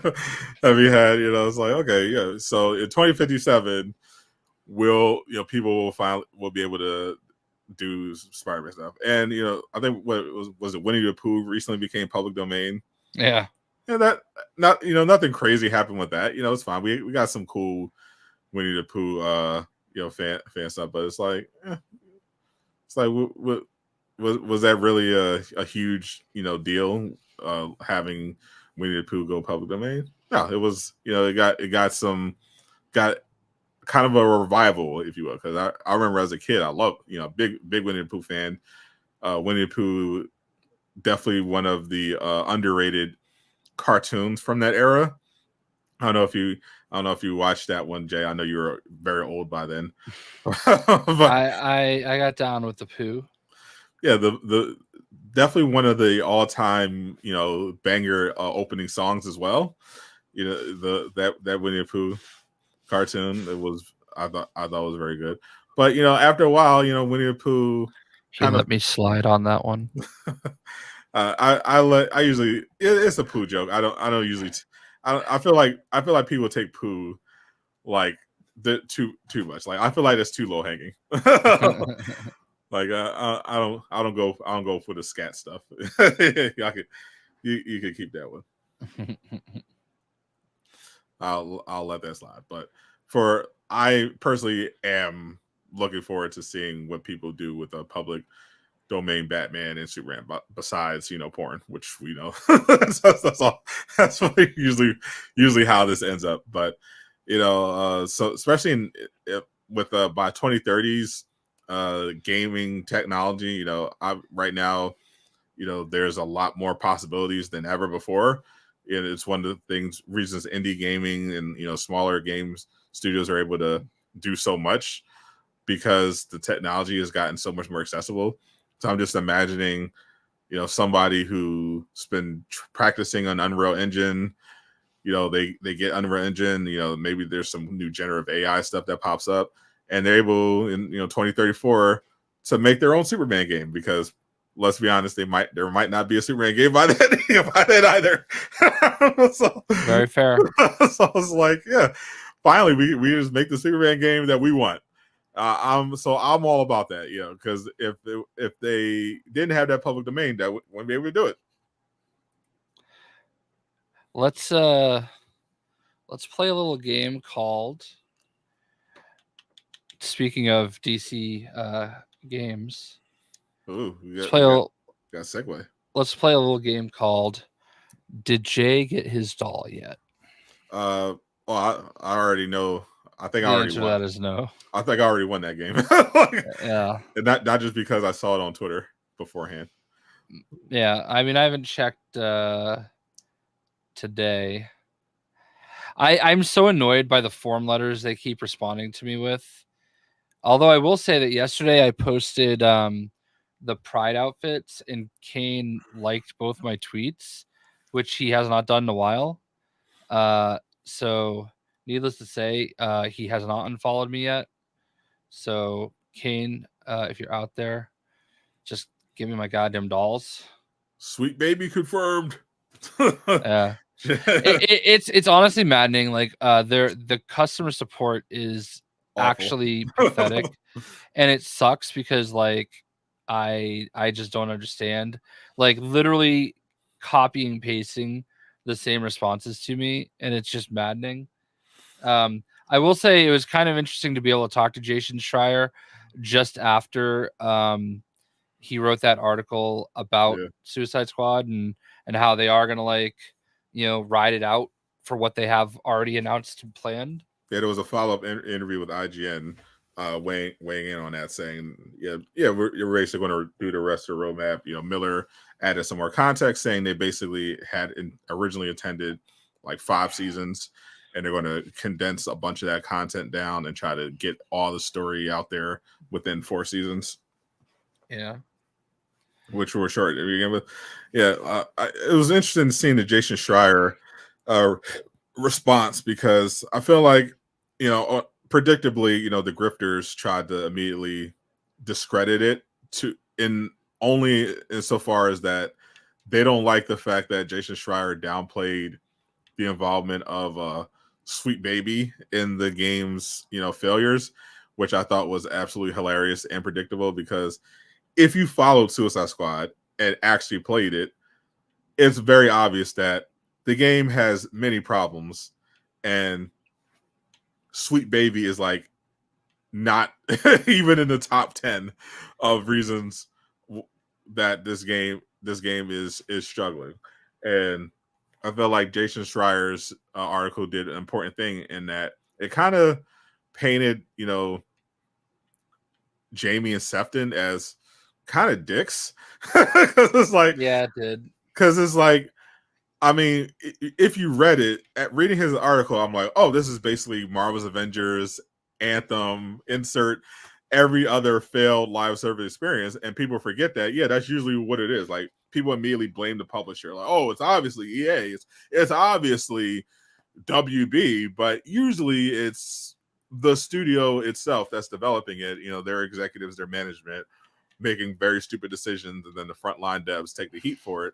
But that's according to the employees Schreier spoke with. That's literally just what happened. Jamie and Sefton had an idea for a game, a very bad one from what I heard. The multiplayer puzzle game is called Stones. That honestly sounded like complete dog shit, but whatever. And then they got presented with an opportunity to do Suicide Squad, because that was something they were trying to make to capitalize on the movie. And WB Montreal had basically just canceled theirs. So they brought it in and were like, yep, all right, let's see, are we going to do stones or are we going to do this? And they ended up pivoting to Suicide Squad, and then they ended up making that a multiplayer game, live service. And unfortunately, Jamie and Sefton had no idea how to do that apparently, and fucked it up in every possible way you could imagine. Like it sounded like a nightmare to work on. Yeah, I mean, I heard, like, I don't remember if it was in the article or if I heard somewhere else, but like I heard that they were just so like messed up on everything that they were like okay, well now we're gonna give everybody like vehicles to drive. Yeah. And it's like, wait, but you know, they already have traversal, you know? So yeah, that whole thing was a little frustrating to read, but I do think that the great thing about it was that it really put the blame on Jamie and Sefton, the Lord and Saviors of most Arkham fanboys. Yeah. And it was honestly kind of like their fault. They said, all right, well, this sucks. We're out. And they're off to do their own thing, and left them to pick up the pieces. Yeah. And said nothing in defense of them at all. Yeah. And the funny thing about that article also is that like it really left all the people that wanted to bitch about Rocksteady kind of in shambles, because all the narratives that they had come up with, like, all right, sure, okay, sure, the game is still not what we hoped it would be. You know, it's still gonna go down as a bad one. They're never gonna recover from it. And I get that, but like, it's not for the reasons that you said. Nope, you know, literally none of them. Like they all made up all these reasons why the game was bad and going to be bad and going to be a failure, and none of those actually ended up being the reasons. You know, this is the game that Sefton Hill wrote. You know, this is exactly what he intended it to be, and he was just wrong. You know, it didn't work. Not at all. The idea, like I keep saying it every single time we talk about it, it was a cute idea. You know, it was kind of cute that they thought that this Elseworlds thing would be interesting. But they wanted to do Avengers Endgame, and it didn't work. No, it didn't work at all. No, and it just, you know, I do feel like and this is a microcosm of what's wrong with the industry in general, because we keep seeing all these creative types feeling like they have to like they want to do their thing, but also like leave this massive personal stamp on it, and like, because look at me, I'm the one that did that. And when there's already well enough right there that is tried and true, you know, people want, you know, people are gonna like, you know, like if you just kind of just do it instead of like trying to be cute and like, oh, look at what we're doing, nobody ever thought of this before. We're not at the point where we're able to do that. Okay, like you can maybe do that in the comics because you've got like 40 different titles coming out. So yeah, you can have 3 or 4 that are just eclectic and off the wall, and you know, a little bit of a experiment, if you will. But when you're like putting out like, you know, 3 or 4 games a year, if you're lucky, like, but more likely like 1 or 2 games a year for characters that are beloved, that people like really want to experience these experiences with, like, they're going to be harder on it. They're going to expect more. They're going to want what they're going to want. But instead they're too busy trying to be like, oh, I'm the artist, I did this, you know? and that's also the problem that we're seeing in the MCU. It's like, no, we've got these stories. Just like, how hard is it to give us a fucking Blade story? Like, another director just fucking left the project when they were about to start filming. Like, how many times are we going to you know, go through directors for like a vampire story? Like, what are we doing? This is not that complicated of a movie. Like, I don't understand how they're fucking this up. I'm receiving this we're seeing this with Star Wars as well. You know, with the Acolyte, you know, people were just convinced like, oh, this is just the end of Star Wars, and I can see why. Like I gave it a shot. I thought the martial arts scenes were pretty cool. You know, nice seeing Trinity, but I thought overall it was just a bad show, and it just progressively got worse. And you can link back to the fact that pretty much every creative involved is not a Star Wars fan. Like half of the writing team never even watched Star Wars before working on the show. And the one thing that stood out was the interview with one of the actors. He plays the guy with that stupid fucking Killmonger haircut, and he is sitting there ranting in his interview like, oh, you know, Anakin Skywalker killed millions of people when he blew up the Death Star. I'm like, shut the fuck up. What are you talking about? like literally, why are you here? Why are you speaking? I'm just imagining that's the writer's room of that of that show. And I'm just like, why can't they just learn this lesson? Get people who are passionate about the source material and let them cook. Right. Yeah. It's baffling. And like, but the other problem that I feel like we're running into is that like, if we say that now as Star Wars fans, like we're just toxic. You know what I mean? Like it's like, I honestly haven't. I mean, it's not Shakespeare or anything. You know, it's okay Star Wars. There hasn't been anything that has made me like hate it yet. But I don't love it either. And the writer, the main person, wants to do something Old Republic. And I'm like, no, don't let her anywhere near the Old Republic. I'm sorry, Knights of the Old Republic, not the Old Republic, Knights of the Old Republic. Yeah. And you know what she said? She wanted, because she wanted to do a story about Kreia. Like, I'm sorry, Knights of the Old Republic is the Revan story. It follows Revan and Malik.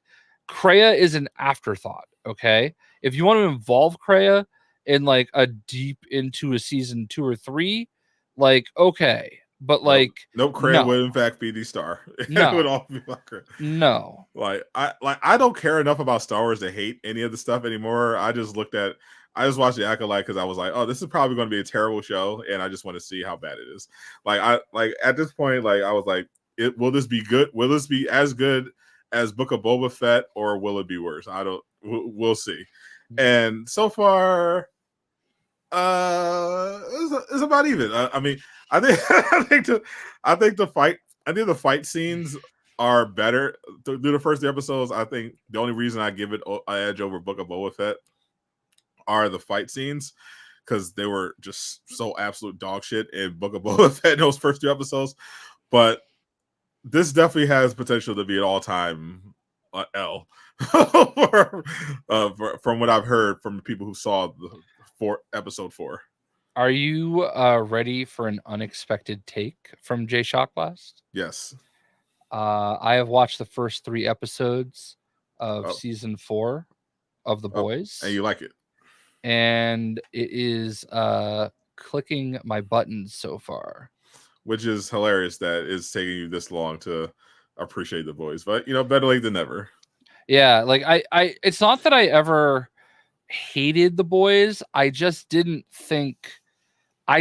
understand why people acted like it was the greatest thing ever. And that's what I always got this vibe. Which is insane because I feel like season 1 is significantly better than season 4 so far. But season 4 has been very good. But maybe that's because I went into season 1 like looking for why people were like obsessed. Maybe that, and the derivative nature of the show in general, I understand what they're trying to do. I get it. And I think it's finally hitting its mark now. But yeah. I love the show. Yeah, I love the show. I've always, you know, I didn't come in with any expectations. I watched the show relatively early, and I was like, oh, this is just great. Like it felt like a breath of fresh air from the MCU. There's just way too much penis. Like there's a lot of dick. There's way too much dicks in this fucking show. and I hate them for having to watch a guy run train on himself. Yeah, that was insane. That was one of the most insane scenes in the history of and I think that's one of the things, like whatever, like, you know, I understand, like, and of course this is literally when Venta pops into the fucking I know, because I feel here's sweet innocent Venta, and like, you know, but like I get it, like, you know, you see a lot of times when you see nudity, it's going to be of the female variety in these types of shows. Yeah, and they were trying to subvert it, and they're doing the complete opposite. It's just lots of male genitalia all the time, next to zero female. Like, and it's weird because so many dudes like this. And I feel like most of the dudes, it wasn't this bad before. Like, it was pretty bad in Gen V. Like, if you thought that scene of that guy eating his own ass was bad in The Boys season 4, there's a scene in Gen V where I'm not even going to describe it. Like, it's there's a guy. Yeah. There are characters who can change their size and their whole body, and let's just say they use that to sexual purposes, to explore different parts of the body, and yeah, it's over the top. Yeah, but I appreciate the non-dick parts of The Boys. You know, I like the characters. You know, I think Homelander is such a great villain. The Congresswoman, look, future president, she's a great villain. Obviously the boys themselves are great. I love the political commentary. It's always funny to me when people complain, when right wingers complain about the show being woke. The reason why I appreciate the boys is that they're obviously they're not always very subtle with their political commentary, but I appreciate the fact that they take shots at all aspects of society. They don't just focus on one. Obviously, you know, they hyper focus on the Trump stuff and make that abundantly clear, especially in season 4. Like, I literally had to pause because I cringed so hard when Sister Sage said that she wanted them to abolish critical soups theory. It's like, oh my god, that's bad. But I appreciate the attempt that they have some, like, legitimately good satire. Like, there is, like, it's not just, you know, completely on the nose, but there's actually some clever political satire, like the whole even within season 4, like the whole Blind Side movie that they had A-Train doing. Yeah. and he even called it out on that too. Yeah, he's like, my brother wasn't a crack dealer. Yeah. Yeah. I am interested though to see if he like goes full. I'm not familiar with the comics, so you know, but it's very clear that this has gone very, very far away from the comics. Okay. I'm interested to see if he, well, I don't want to do any spoilers, but if he ends up going the direction that he seems to be. Yeah, I feel like even the last few seasons, they kind of been setting up kind of like A-Train is like not loyal really to Homelander. He's pretty much there. He was pretty much there at that point because at first, you know, he felt like he had no choice because, you know, his powers were getting weaker. You know, he had that heart condition, and because, you know, he felt, you know, you're washed up. He had no choice kind of but to, you know, stick with the 7 and just do what he was told. And then when, you know, Homelander, you know, just, you know, went full dictator, it was just a matter of self-preservation. But it's clear that A-Train isn't like swallowing the Kool-Aid. He's not a true believer. You know, he kind of was just along for the ride, but he's been, you know, having doubts because, you know, of that relationship with his brother and how, you know, his brother is literally ashamed of him. Like, he told his brother told his kids, you know, don't talk to your uncle. Like, he's not a real hero. And you can see in that episode, like, that really affected, you know, A-Train. Like, he's not a sociopath path like, you know, Sister Sage is. You know, no, he's not a scumbag sycophant like the Deep. He generally is conflicted, and I feel like he wanted to do good, and I really like how they're doing his character arc. Yeah, I agree. I'm very intrigued to see where it goes from there. Yeah, I think and even I like how with the new villain of Firecracker, new villain of the season. I feel like they did a really good job because they could have easily just made her like a caricature, which it started out like, oh, that's what they're, she's basically just, every, female right wing culture grifter, just kind of milking the rubes for views, but giving her like some actual depth to her character, like, oh, she's not just in it for the grift, like she legitimately fucking hates Starlight for like actual valid reasons. Yeah. Because holy shit, like Starlight was terrible. Why do they intentionally make Homelander's kid sound so stupid? Like they do something like that's not his natural voice. There's no way. Because they make him talk like this, and it's definitely not his natural voice. I mean, he is like 12 though, so he looks like he's like 16 though. He looks 20, but he's in universe. He's technically supposed to be like 12 or 13. Yeah, and he sounds so terrible. Yeah, like it is pretty. But I think that's kind of the point. Like he's supposed to be the next Homelander, but he's his son. He's the natural born soup.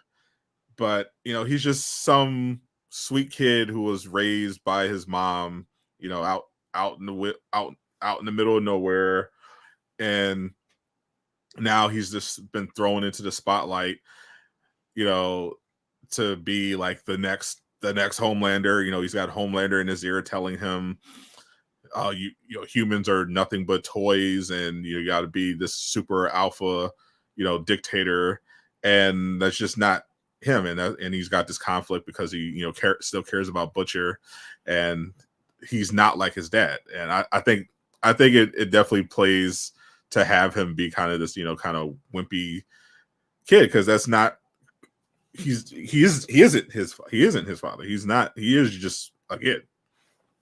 Yeah, the actor is 16 now, so imagine 14, 15 when filming. But probably hit that growth spurt, so he looks older, but he sounds. That voice is definitely not his though. Like, I understand he's going through puberty or whatever, but that is not his real voice. Everyone doesn't have the J Shock Flash radio voice. Yeah, you know what I mean. I do what I can. Yeah, cut the kids some slack. Everyone can't have the buttery smooth Barry White radio voice. Oh, well, Barry White. You see Jay Laura's voice. Oh no, about Barry White.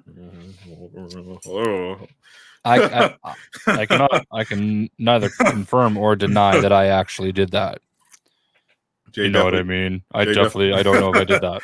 That we had a little bit more bass. I appreciate it, but I think they're doing a good job with the kid in his arc. I like how I think because of how pathetic he looked trying to do that save. I think that was the idea. Yeah, I think that's why it worked. Yeah, it's just I don't know. That's one of the things that just makes me kind of cringe though, like just listening to him talk. It is.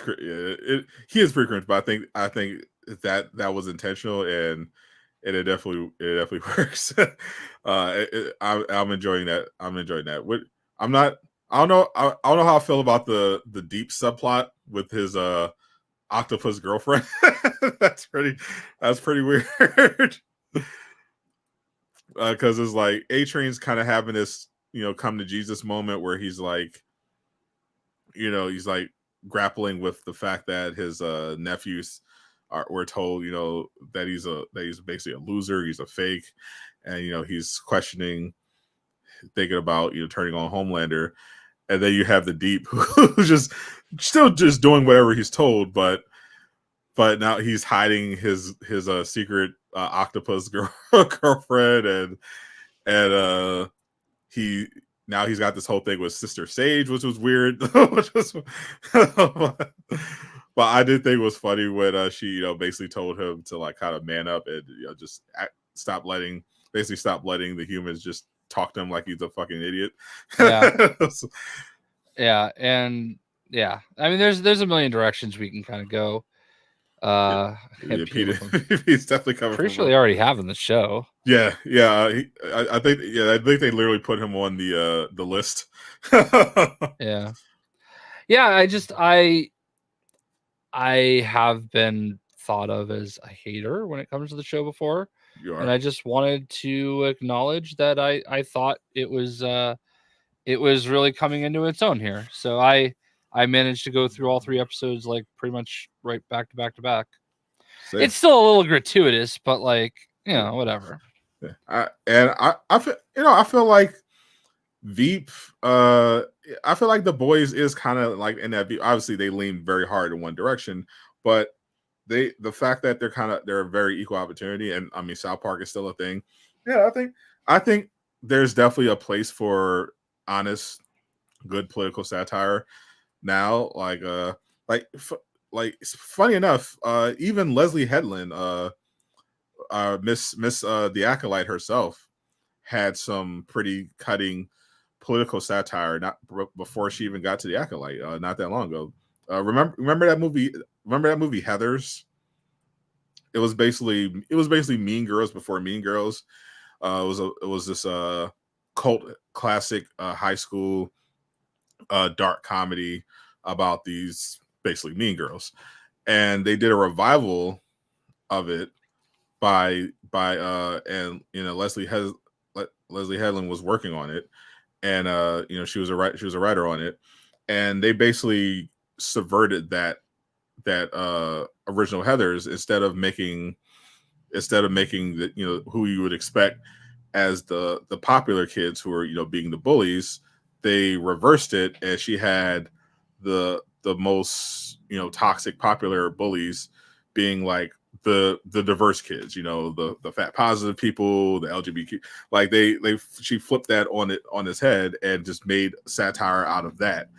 And I thought, oh, that was definitely a brave choice in the current climate. So I feel like there's definitely satire out there. I think more and more people have like kind of relaxed on this whole thing and are kind of over the political curtains in general and just want to kind of get back to like just good entertainment. So yeah.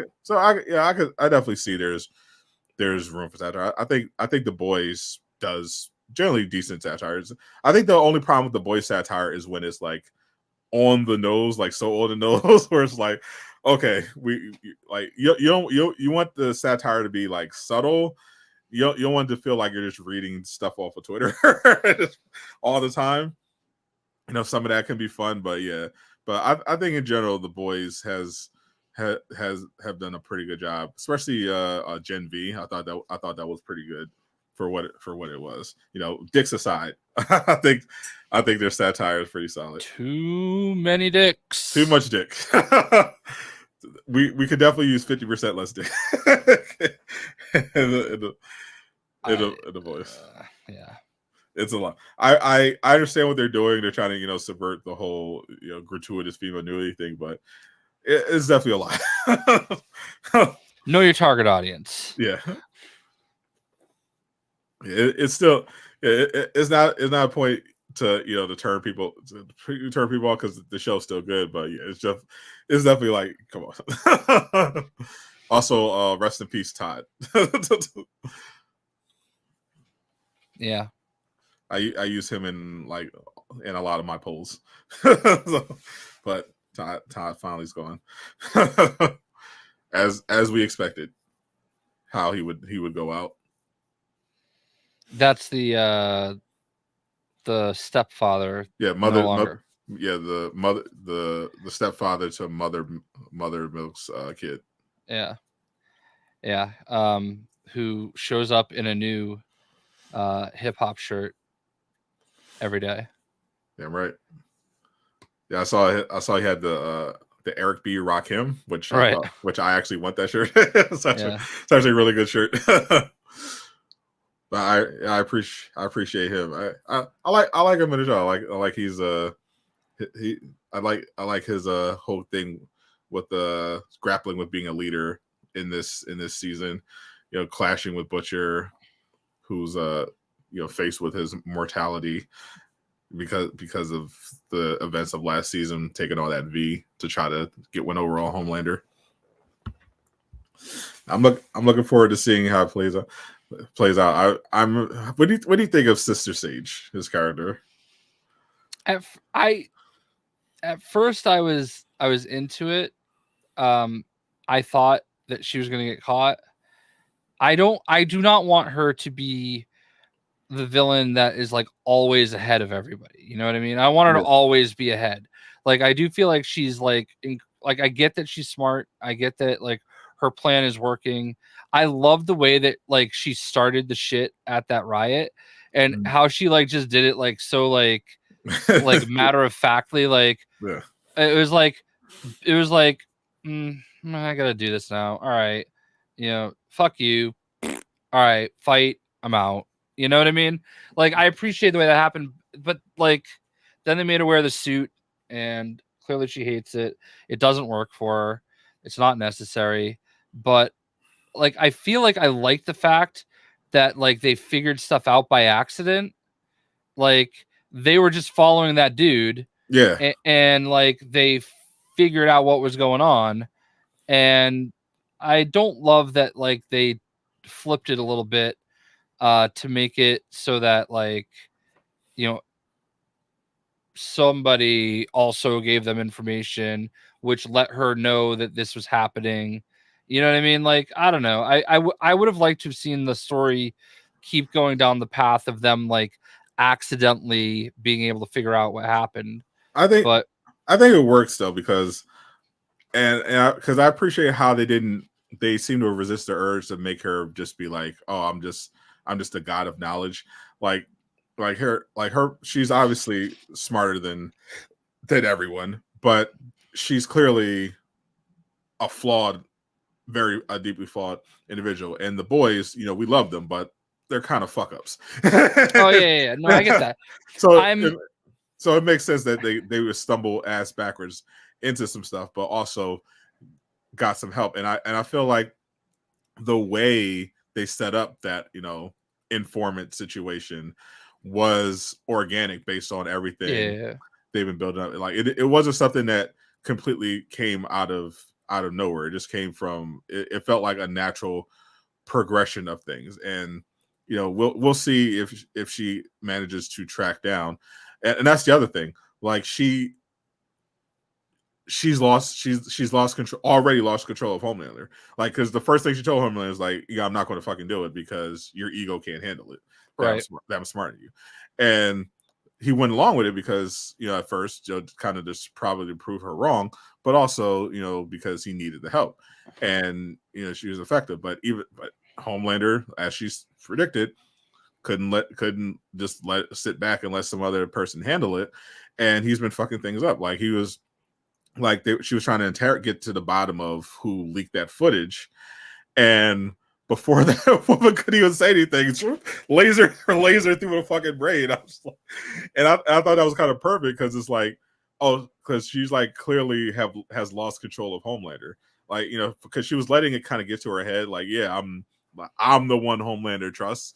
All you guys are losers. You don't know what you're doing, and she's progressively kind of losing control. Like, yeah, she tricked the boys, she set them up, but her that plan ultimately failed because they were able to overcome that situation. And now they have a mole, and Homelander keeps going rogue because he can't control himself.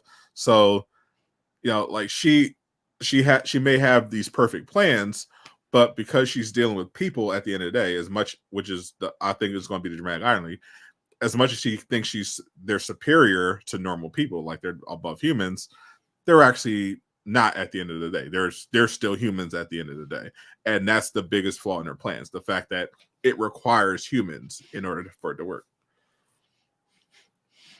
My stream just got to the point where my wife was crawling to the fridge. So There's that. Yeah. I'm very, very curious to see where they go. That final scene. I'm wondering where they're going with that. I mean, obviously, I don't want to like go too spoilery. That's the thing.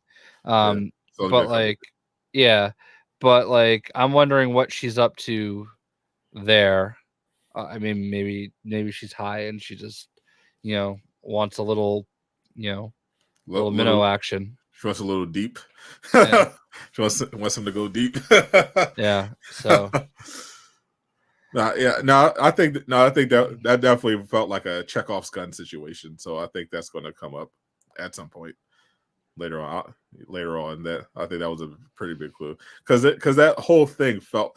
I felt like maybe she was having a bit of moment of weakness because eating the blooming onions, but I felt like there was something more to the deep situation. But I think maybe this could just be insight into how she's kind of losing it a little bit. I also wonder if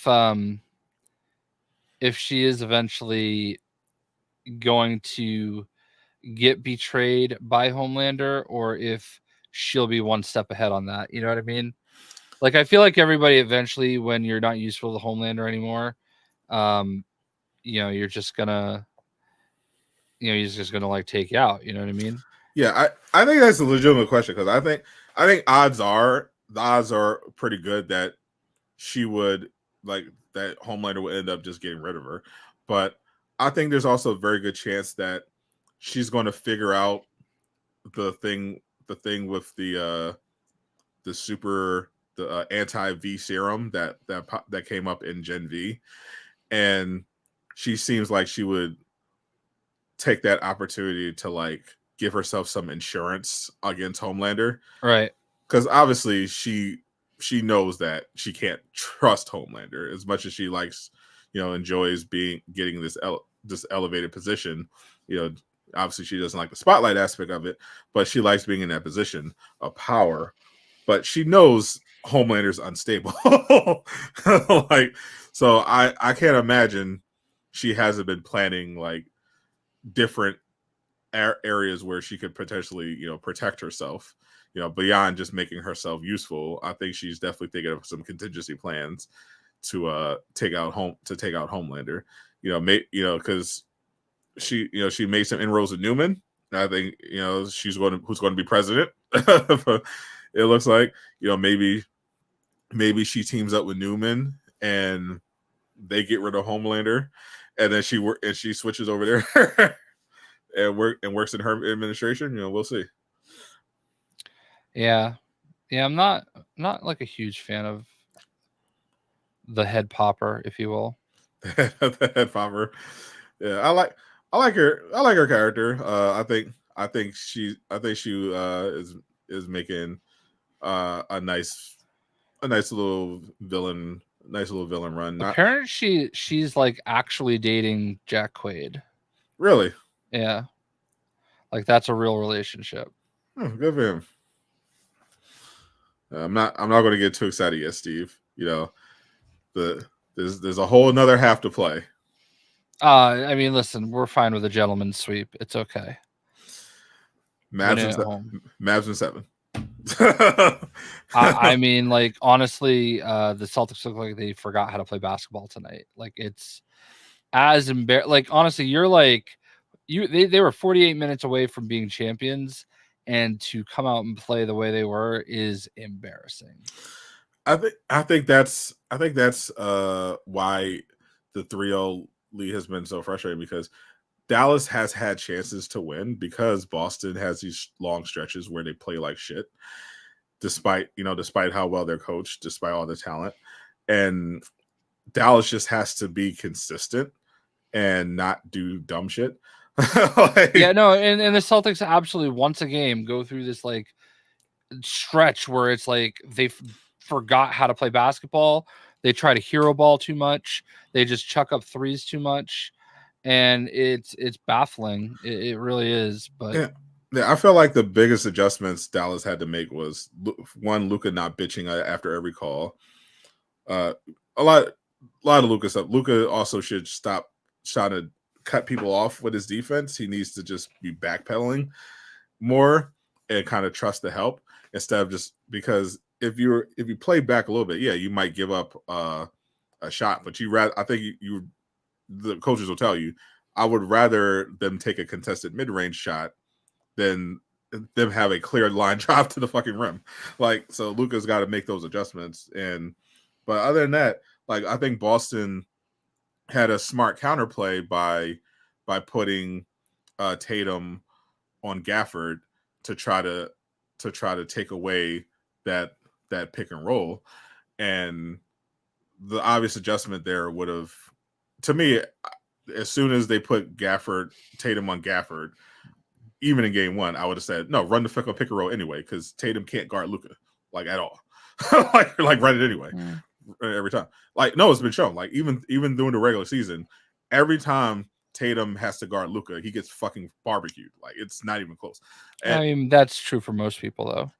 that, like, if you look at how he's been guarded by Jaylen Brown, Derek White, even Pritchard and Hauser, they've done really good. Like, the Celtics that Luka consistently barbecues are Horford and Tatum. Like, Horford, you understand, he's the center. That's why they don't want to. They hit him on a guard so that they couldn't run that easy pick and roll and force Horford there. That's why they were forced to kind of put Derek Jones in the pick and roll, which wasn't working. And I was like, no, just keep going to Gafford, because Tatum, whenever he guards Luka, he gets barbecued. He can't keep Luka out of the lane, and he doesn't. Physically, Luka can just move him out of the way. You would think Tatum would be better because, he's tall, he's athletic, he's very strong. But for whatever reason, Jaylen Brown can guard Luka very well. Tatum cannot. so whenever Luka sees Tatum in that pick and roll, his eyes light up. Whenever he gets that switch, his eyes light up. I feel like they should have just kept going at that matchup. And I think they're doing just a kind of better job of exploiting that. And as long as they, make few mistakes, Kyrie stops taking those hero shots, I think they can win. Definitely this game, but I think they can win the series, especially if Porzingis doesn't come back, because, like, I felt like it was vintage Porzingis. Like, when we heard about what the injury was, they were like, "Oh yeah, this is like a completely weird, rare injury because that particular part is like really hard to hurt." Is very. I'm like, of course, Porzingis would get that injury. What did I tell you? My biggest fear was the whole season. It was like, I need to just get Porzingis into the playoffs. Yeah, at least he got 2 games for you. But yeah, it's definitely classic Porzingis. I think he's gonna play game 5. They go. There's definitely I think there's definitely a viable argument to being like, how should you think about next season with Porzingis? Like, do you want him to, like, potentially injure it further? Like maybe if I feel like maybe if the Mavericks end up winning, 2 games in a row, that you can consider, okay, maybe we need to bring KP back. No, Jay is actually a Laker guy. Is that a real question? He's a Laker homer. Unapologetic Laker enjoyer. That is Jay Shock West. Hates Boston. Well, the reason Jedi, the reason Jay's making that face is because under his name it says Boston Celtics fan, and he's wearing a Boston Celtics hat. And I'm literally from Boston. And he talks about Boston all the time on the podcast. Literally. Every podcast I'm wearing a Celtics hat, a Bruins hat, a Red Sox hat. I have not worn a Patriots hat yet, though. And he won't shut the fuck up about Boston. Fair. Especially the Celtics. Well, I mean, to you, because, like, if I'm going to sit here and talk about the Boston Bruins, you don't give a shit. Definitely not. If I'm going to sit here talking about the Boston Red Sox, you don't give a shit. Definitely not. We could talk about Tom Brady night the other night. Definitely don't care. Exactly. That's fine. What do you think about the Caitlyn Clark Olympic situation? I'm not like, I understand why people. All right, I'm not like this big. I don't care about the WNBA. Let's be honest. Bigot. I just don't. I don't care. There was a LA Sparks game while I was there, and I didn't go. Because he hates women. So, I will say, I think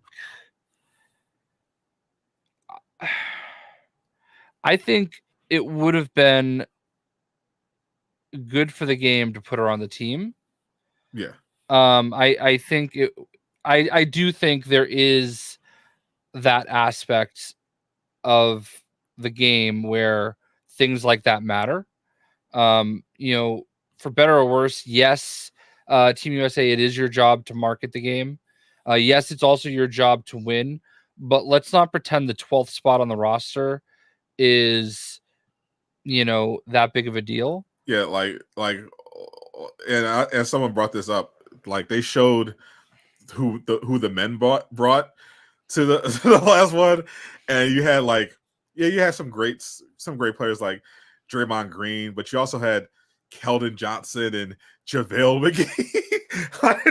They didn't send their best, right? And they still fucking won the gold.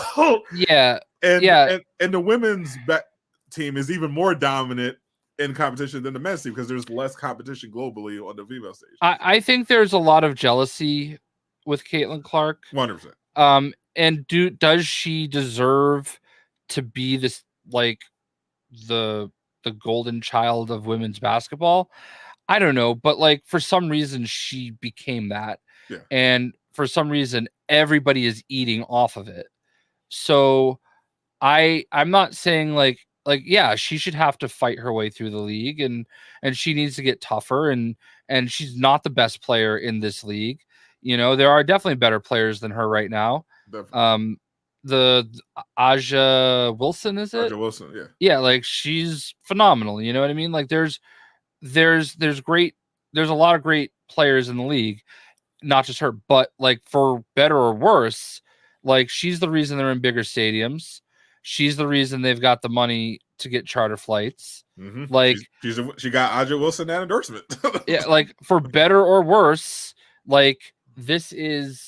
she is doing it, and I'm very I'm turned off by that whole thing that happened with I think it was Chicago, where that girl just mauled her for no reason. Just take the cheap shot. Yeah. And then Angel Reese is just on the bench cheering for it. I mean, that's not, there's no place in the game for that. That's stupid.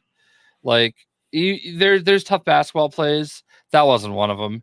And then people running to the defense. Oh, it was a tough no, it wasn't. It was not a tough basketball play. That was a cheap shot, and you know it. Yeah, it was definitely a cheap shot. And it's a jealousy issue. And Angel Reese won a national title against Caitlyn Clark. What does she have to be jealous about?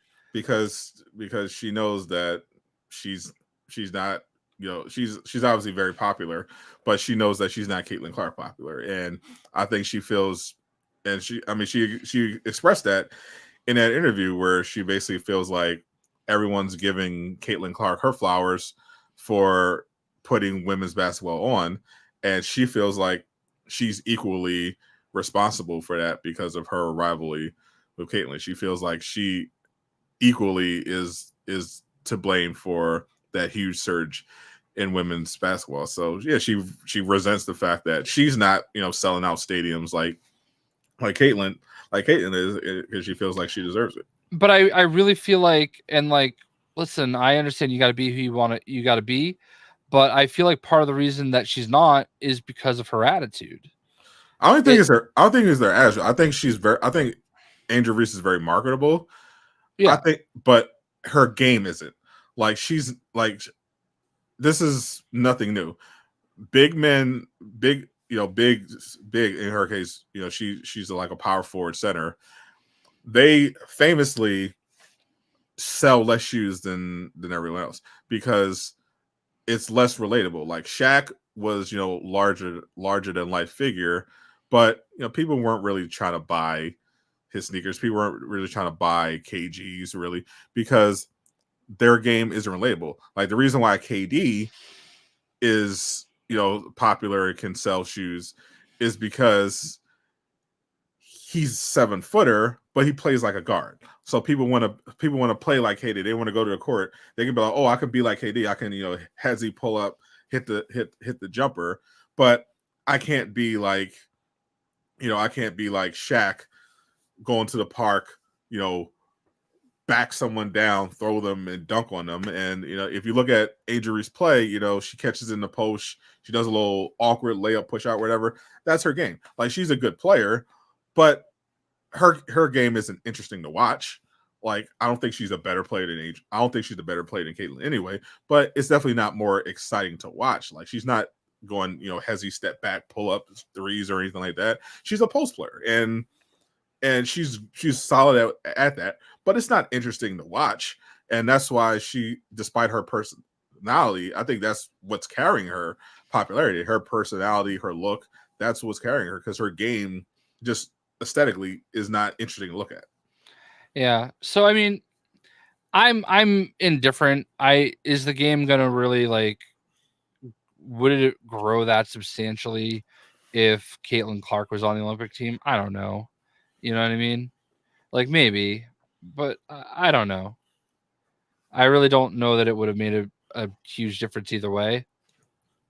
Shaq's overall were not Shaq. There was a time where Shaq was able to sell stuff because of his personality. Like, there were not a bunch of kids at the park running around with Shaq's. They were still rocking Jordans, but people would, see his movies and buy his albums, because Shaq was larger than life. He had the rapping, he had the acting, he was very funny. People were interested, and obviously he was fascinating to look at, because even though you can't really relate to his game, it's very exciting to see this giant guy just body other grown men and break backboards. Like, it was cool to see. And Shaq was smart to market himself in all these different areas: video games, acting, movies, and everything like that. For whatever reason, let's go ahead. Sorry.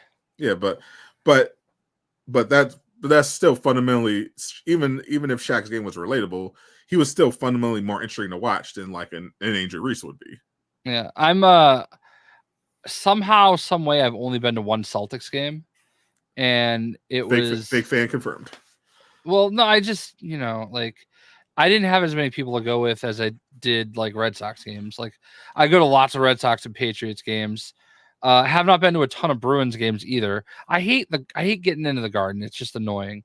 Anyway, long story short, the only Celtics game that I've been to was actually in Hartford, and it was against Shaq and Penny on the Magic. And Wow, I'm thankful that was it, because at the time, like, I loved the Orlando Magic because of Shaq and Penny. I mean, Shaq and Penny, you can't go wrong with that. Yeah, like, Anthony Hardaway is in my top, like, 10 favorite basketball players of all time. Like, he was amazing. It's such a shame he got hurt. I would say him and Alonzo Mourning are, like, my two favorite non-Celtics. Oh, great choice, especially Alonzo. Yeah, loved Alonzo. Loves her. So, who by the way, also snubbed from the Olympic team in favor of Christian Laettner, incoming college star. Yeah. Yeah, a lot of people have been trying to use that as a reason why, they should definitely put Caitlyn Clark. Look, they had to put Christian Laettner on the team. Well, Christian, I think that was, like, obligated. Like, that was, like, part of the parameters of allowing the Dream Team, is they had to, like, bring in one college player, and they picked Laettner because at the time, Christian Laettner was the Caitlyn Clark of college basketball. And they also left off Isaiah because Jordan didn't like him. Yeah. Yeah. That's exactly what the fuck it was. Yeah. But yeah, it's common that they don't have the best 12 players every year. Like, yeah, you want role players. I mean, they're talking about who was it? Somebody might drop out and they might replace him with Derek White. Like, I was just reading about that today. Yeah, so it's like, it's not common. And you need role players. Yeah, and like LeBron, Carmelo, that whole class, they were included on the team. I think they they definitely should have included Caitlyn Clark. Like, obviously, you know, people bring up Diana Taurasi because, you know, she's 42. She's averaging the same amount of points as Caitlyn Clark. She's already got, you know, what, 5 gold medals.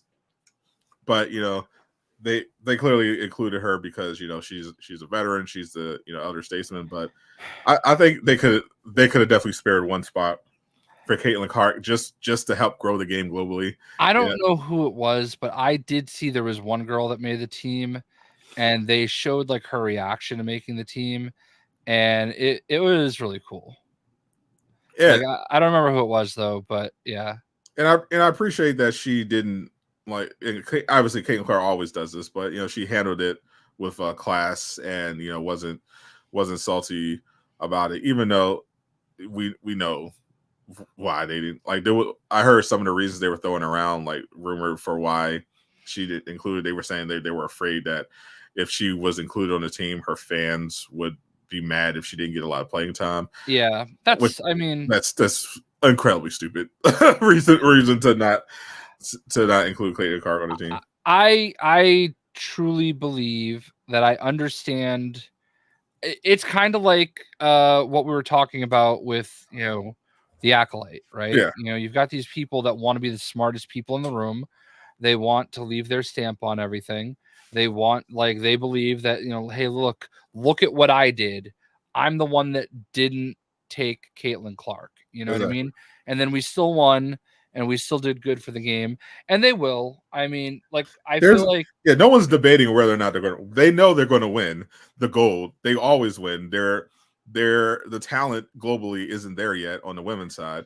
But it's funny because I've heard a lot of people, because I was stuck in a hotel room, I was watching a lot of Sports Center, and whatever show Stephen A. Smith does, which First Take. Yeah, like, he had like there are three ladies on with him. I don't remember any of them. It got heated. Yeah, and I'm not a big Stephen A. fan, but like, I don't remember where I was going with it, but they were making some points along those lines. You know what I mean? That, like, you know, they're gonna get mad if they don't play, but, like, I don't know, man. Like, I feel like it would help the game if she was there, but at the end of the day, like, yeah, who cares? Even if they're mad that she doesn't get much playing time, guess what? They're gonna watch the fucking games. Yeah. They're gonna buy actually, that's what it was. Yeah, that's what it was. They were actually arguing that the international play has gotten closer, and I don't know. They're going. If they include Caitlyn Clark, they're not going to lose. Yeah. Like I know there's one girl. I can't remember how I pronounce her name, but she's one of the best players in the WNBA. She was invited on the USA, but she wants to play for Nigeria. Yeah, the game is getting better globally, but no one's doubting that they're going to still win the gold. Like, that's not in question. Yeah. I just feel like I see both sides of it. I understand why. I understand why they would do that, but from a business standpoint, it's dumb.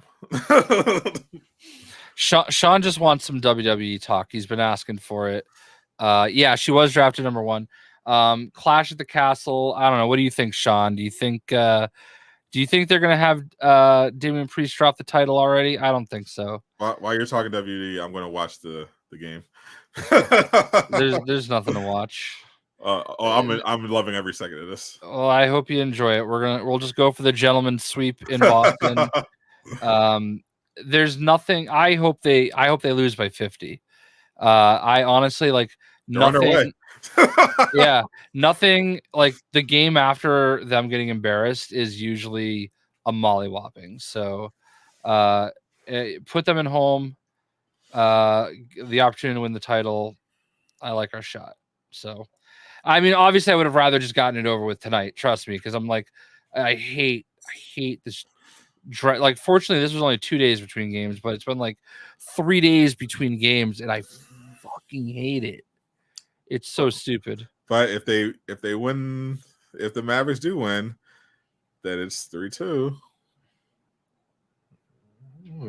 then that is a must-win game, or it's game set. I feel like this is like the wake-up call the Celtics need. If I were Missoula, I'd just pull all the starters and let the backups run it out. You know, let them sit there. I mean, I know he's not going to do it. He's going to try to fight it out to the end, which it's over. Like the game's over. Like it would take the biggest collapse in the history of the NBA at this point for the Celtics to win this game. Like, and that's just not going to happen with Luka and Kyrie out there. Yeah. I feel like both teams should just call it, and let's move on to the next game where Mavericks will win again, and we're going to go to Game 6. Yeah. Hopefully, fingers crossed. Yeah. I don't really know what else we got right now. But I didn't ask you about the rumored PlayStation Showcase, Jay. Are you first off? Are you someone who's considering getting in the market for the PlayStation 5 Pro? I mean, yeah, if it comes out, I'll get it. So trying to suck up to Sony. I see what you're doing. No. Well, I did find somebody that had a one of those the cards for they're wearing the like Lego Horizon cards shirts, and I like handed him my business card. I'm like, listen, I know it's invite only in there, but you know, this is me. I made my name off Lego games. There you go. Boom. No team has ever come back down 0-3. And could it happen? Sure. Oh, yeah, but at the end of this, when this game is over, all I'm going to see is 3-1. I mean, the Celtics haven't lost 4 games in a row in probably 3 years, you know? Like, there's a first time for everything, Jay. I am sure there is, but, you know. Especially if Porzingis can't play. Yeah, I mean, everybody talks about how everybody else got hurt, but like we played without Porzingis like almost the whole postseason. You know? Well, yeah, that's to be expected. But you also did play where everyone got hurt. Like there was a lot of injuries. Didn't matter in the East. So that's why I think it's fair game. If the Bucks had to play without Dame and Giannis. The Heat had to play without Jimmy and Rozier. The Pacers had to play without Halliburton. The Knicks had to play without OG. Would have washed all of them. Randall and Brunson. Would have washed them all. Doesn't matter. I don't know if the Bucks would have been easy out if they were healthy. I think playoff Jimmy would have got y'all out of there. Yeah, I don't know about that. Playoff. I don't think it would have mattered. Playoff Jimmy and Tricky Terry would have got y'all out of there. I mean, it's a nice thing for you to have to cope with all off season. I'll happily cope with the fact that Jimmy, if him and Terry were healthy, would have shocked Boston in game 1 and shocked them in game 2, and it would have ended in a gentleman's sweep. Well, that's what I'm rooting for now, gentleman's sweep. Oh no! There was nothing to be general about what's going to happen to the Celtics. We're going to 7. We're going to 7. We're going to game 7. I feel it. All right. I'm ready for it. I don't know what these words mean. I honestly don't even know who. I don't know enough about Joe Hendry. I know he's in TNA. Basically, right now, WWE is doing some cross promotion with TNA, which is kind of like as if, like in the Attitude Era, WWE guys started showing up at ECW. Oh, that's pretty sick. Yeah. There's this girl, Jordan Grace. She's the TNA Knockouts champion, which is their women's title. And she showed up at the Royal Rumble, which was kind of crazy. She showed up as the women's champion. And then she just had a match on NXT the other night, which is kind of like the WWE's like minor league. It's where all the developmental people go. And now, apparently, while we're live, another NXT superstar showed up to challenge Jordan Grace on TNA's live show. Ooh. So, but Joe Hendry, I believe, is also from Scotland. Am I crazy? I don't know a lot about him. I've just seen a lot of people talking about him. And the WWE pay-per-view tomorrow is in Scotland. So, Ooh, Scottish yeah, lads. I'll tell you what, man, these international crowds are freaking cool. They did they did their one of their last, I think they're calling them they're calling them something other than pay-per-views now. But Are they calling them live service events? No, premium live events. That's what they're calling them. PLEs. So they just did one, not in Paris, but it was in like another town in France. It was like literally one of the best crowds I've ever seen in my life. Like, they were just insane, and it just made the vibe of the show so cool. And then like last year they did a pay-per-view or PLE in Puerto Rico, and like the main event was Bad Bunny versus this dude Damian Priest. And like the intro for when Bad Bunny came out to the ring was absolutely sick. Like, it was like the entire island of Puerto Rico was singing his song and like just going absolutely insane. Oh yeah, he's a big deal. And I'll tell you what, like Bad Bunny, if he wasn't like a monster superstar, rapper and everything, would and could legitimately be a WWE champion. Like, he is, like, he knows how to wrestle. Like, it's crazy. It's like when Logan Paul showed up and had like no business being as good as he is. Fuck Logan Paul, but yeah. I don't disagree with that. Okay, I don't disagree with that. So, yeah. Oh, is Sean like spoiling next week's like taping? He got it early. Did he get it earlier? I don't care. I know Doi Doi was at the show. You can spoil it for me because I'm not going to watch it. I don't really. I watch honestly, Monday Night Raw is really the only show that I watch live. I watch everything else basically on Twitter. Looks like Missoula just pulled everybody. Oh, good. Yeah. This one is. Oh, you are Doi Doi. Oh, I didn't know that, Sean. Well, now everything makes sense. Oh, well, there you go. We got our clear. Yeah, this game is over. Holy, yeah. I'm gonna enjoy this for until the next. I'm gonna relish in this one. Like I said, they're gonna have to listen to how they just got mollywopped, embarrassed in a closeout game for the next 2 or 3 days. What I want to know is why Kyrie and Luka is still out there. Yeah, I don't disagree. I hope they like roll their ankle. What the fuck? I didn't say I hope they die. I just want them to like twist their ankle. I hope Jason Tatum and Jaylen Brown sprain their hamstrings while they're on the bench. I don't blame you. You monster! How dare you? Oh, why you're here? The other thing that we didn't get into was Multiversus. You had a long history with Multiversus. You were one of the people that were privy to his existence well before it was announced. Like over a year before it was ever announced. That was like some heavy shit to have to live with. Yeah. Like having secrets is like a blessing and a curse because like you want to tell everybody, but then you can't tell anybody. So you have to like just live with it. It's whatever. But yeah, when it comes to secrets, I don't want to tell everybody. There are some secrets where I'd be like, oh, it would be cool if I could tell this person. Yeah. I'm usually like if it's an important secret, I just basically leave it. I just lock it in a vault and just go away.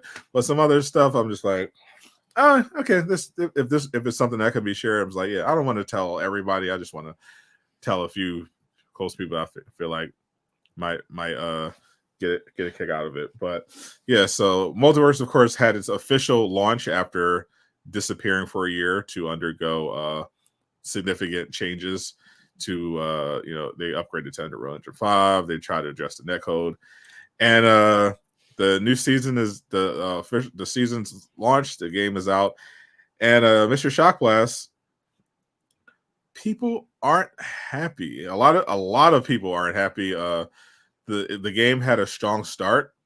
I think it hit well over 100,000 concurrents on Steam, and that number has fallen off a cliff.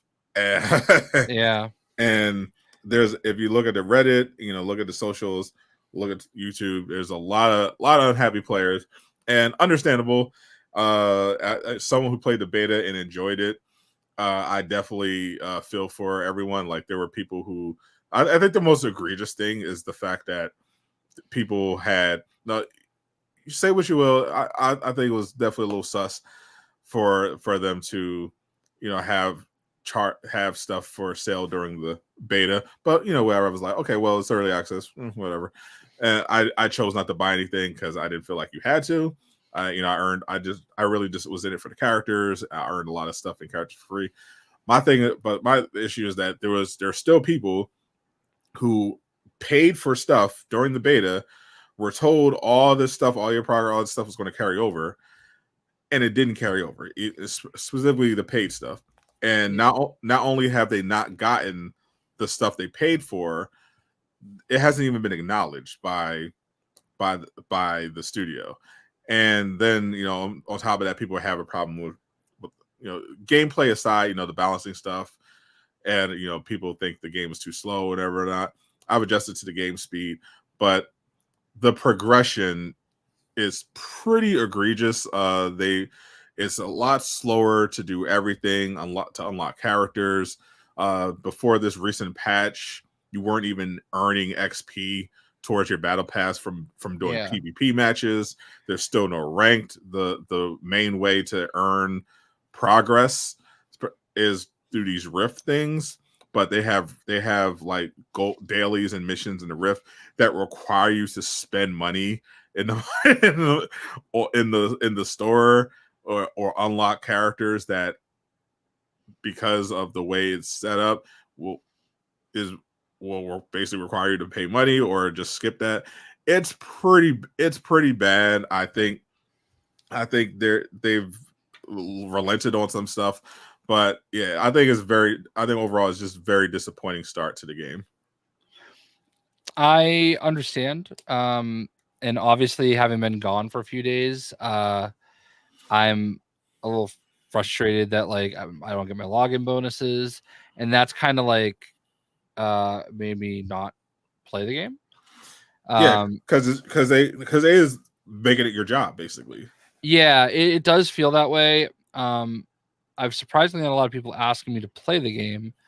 I'm not interested in PvP at all. I feel like the game is trying to push me into PvP. And I also feel like I agree that the battle pass has been very slow. I don't know anything about the stuff that people bought that they don't have. I think I have everything that I bought and paid real money for.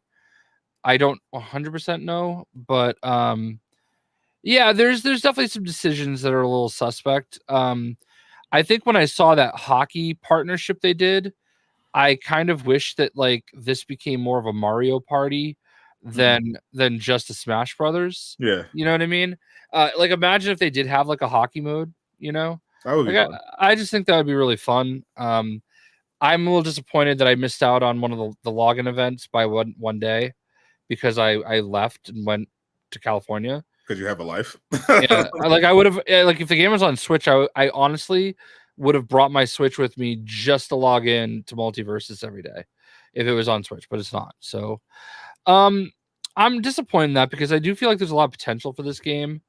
I do feel like games like this, the monetization, like people are always going to just complain about it in some way. I do think there's some stuff that's fair, but some stuff that is just, people that don't want to spend a dime on the game and get everything out of it, but like, I get it. Like, I think the battle pass progression, again, too much of a slog. Even if they gave it to you for free, if you played in the beta, yeah, that one's always going to be wild to me. I guess technically it did say that it was kind of a beta. but I don't know. I really like the game. I really do enjoy playing it. But I just feel like I'm not even in the rifts. I still haven't. I think I just heard thunder. I still haven't. It was raining here earlier. Yeah. We had like like when I was at my in-laws' house, massive thunder and lightning. So yeah. Yeah, I mean, it feels like they're trying. Like I've seen Tony's tweets, Tony Huynh, like I've seen his tweets that like trying to keep everybody up to date, and considering their WB and everything that like Mortal Kombat and Suicide Squad has gone through communication wise, I kind of have to applaud him for that because I do feel like he's trying to stay on top of it, but I don't know. I think this is gonna be a tough sell. I don't know. Yeah, I think there's still time to improve the game, but it feels like the things that are going to keep people from it aren't stuff they're going to budge on, and I feel like that might be like a top down thing. They want the game to be extra grindy, so that's why if you look at the patches, it's mainly focused on kind of like, oh, we're going to balance the characters. Oh well, all right, we're going to give you a little more XP. You get XP for actually winning PvP games now. But yeah, it feels like it's bad. Like the rifts, they haven't addressed the rifts. The rifts just haven't been fun for me at all. Like it feels like I've played the game every day since launch, and it definitely feels more like a job. Like it feels like I'm running off checklists. Like I do have fun in PvP.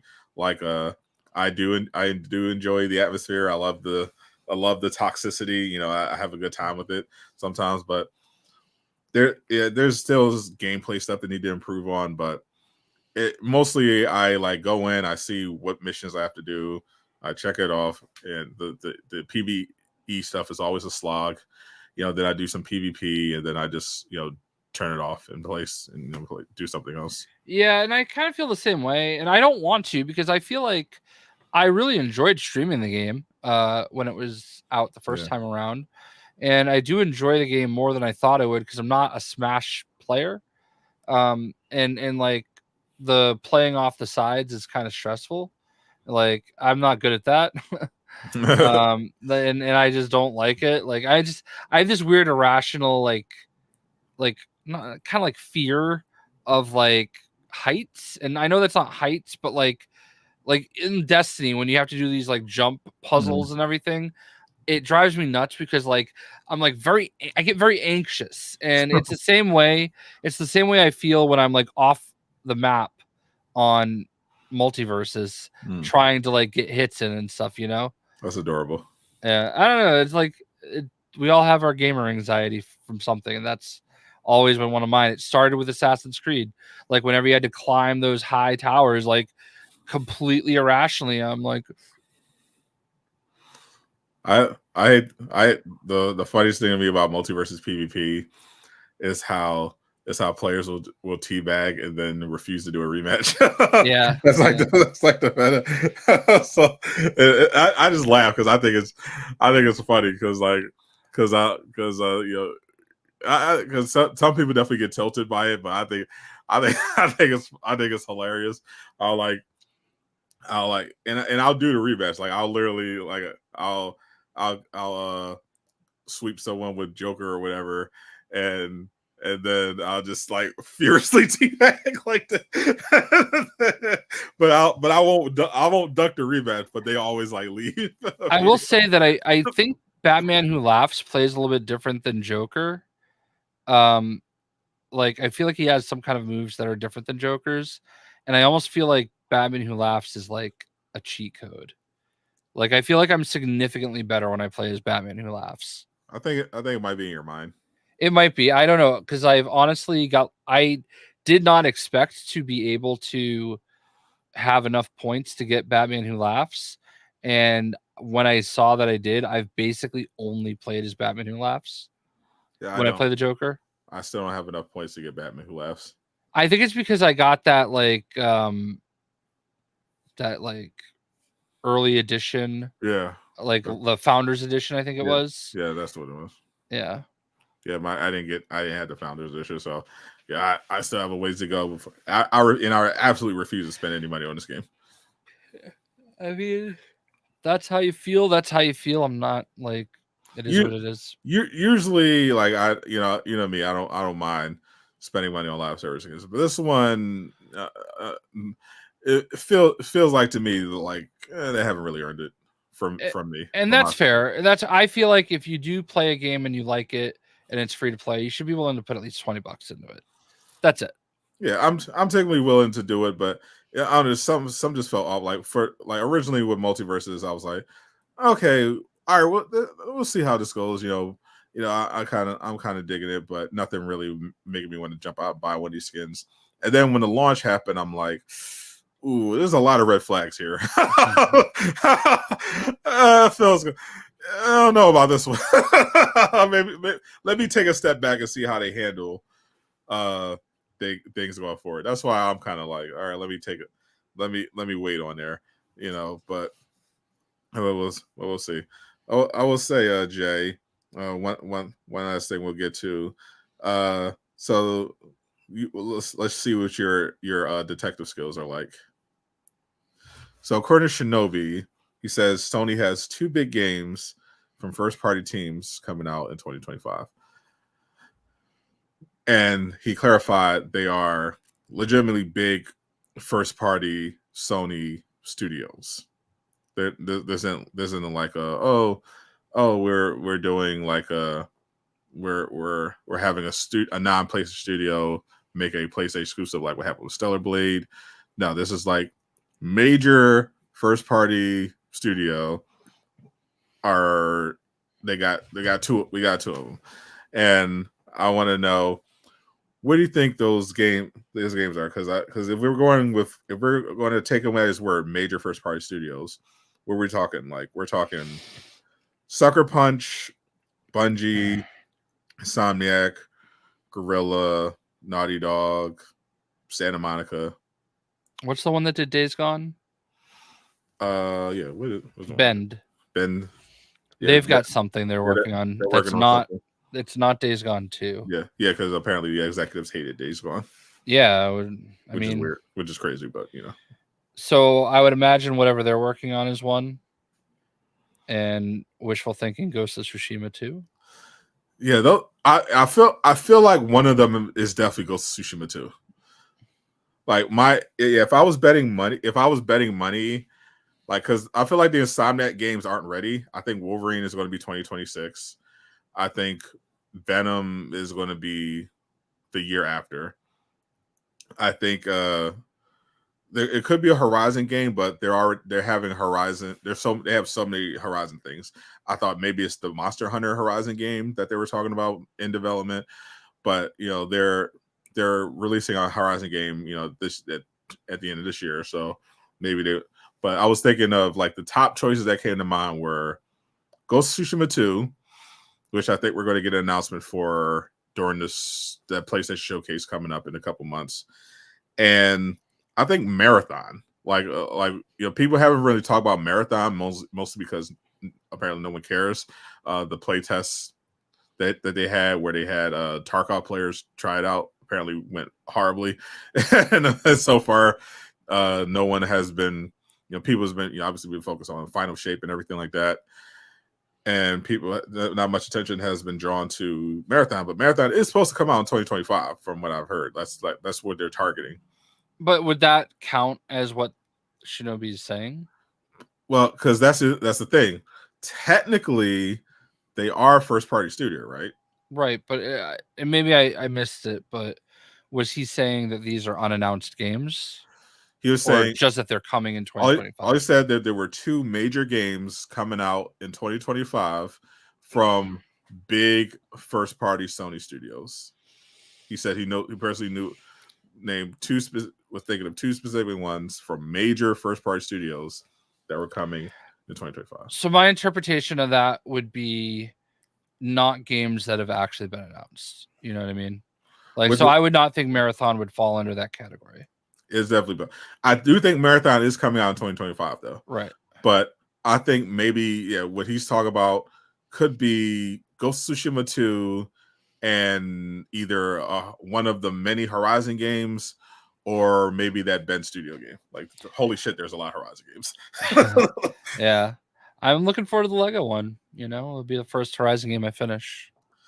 Oh yeah, you love your Lego stuff. I mean, Yeah. Yep. you need more Lego stuff for money. J Shock Blast. Give him the Lego games, please keep them coming. But yeah, I feel very strongly that Ghost of Tsushima 2 is coming out in 2025. Oh god, I'd love that. That would be amazing. Oh, that would be so amazing. Like I'm waiting for that announcement because I'm going to scream. I'll stream with you. I'll hold you after it's over. I appreciate it. I'm gonna need consoling to pull myself together. I will lose all composure. see it goes to Tsushima 2, especially if they show gameplay. Oh my god, I won't be able to. I'm gonna lose. I'm hoping it's during the PlayStation showcase. So that you can be live to see me have a complete breakdown on stream. Just losing my mind. I'll be right there with you. Like, because overall the Summer Game Fest didn't have me going too crazy. I very pleasantly surprised by Killer Bean. I was really loving that trailer. Crazy that was made by one guy. Yeah. Just once again underlying my point about how far technology has come. Listen, here's the thing, man. That game looks fun, okay? But it's not like some graphical masterpiece. We're all looking at it for what it is and appreciating just the humor. But that's what it made like Among Us so big. You know what I mean? It wasn't like there aren't many games that can do that, though. You know what I mean? I feel this like is one of them. This is one of them. I get it. I feel like the problem is that a lot of studios like kind of get lost in this idea that it has to be like I need to see sweat dripping from their face. I need to see every detail on their ass hairs.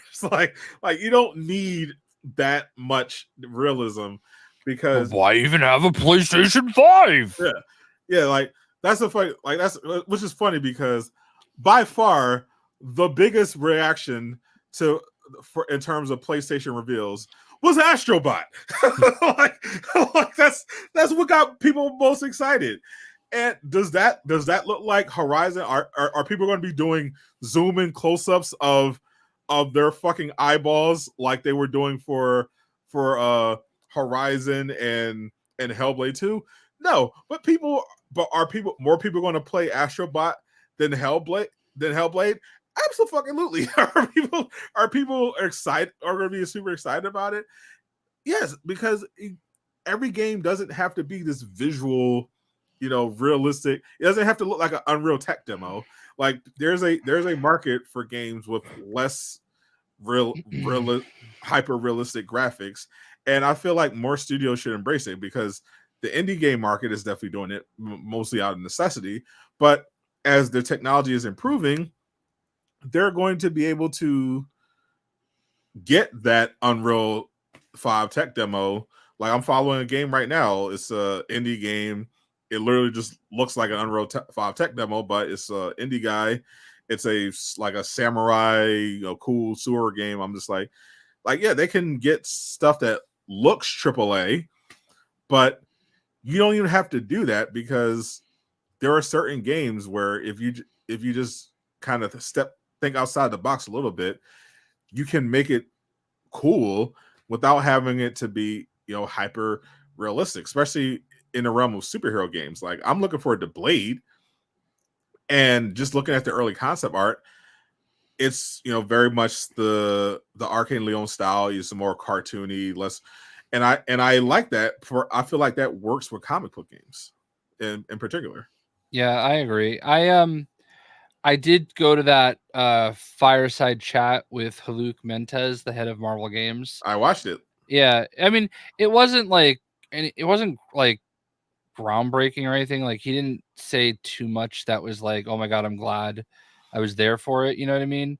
But I felt like there was some interesting things he talked about, more business side. But like, I did talk to him a little bit after, but talked to Danny Koo a lot after. And one of the things I brought up with Haluk was, I just hope that, and this is just unrelated as we're closing it out. You know what I mean? Yeah. I felt like Marvel's Avengers and Marvel Heroes were two games that were like this close. Like they had the opportunity, but just fell short. And I just hope that they weren't afraid to go back to that with the right people. And I felt like Marvel Heroes, especially, it was priced right.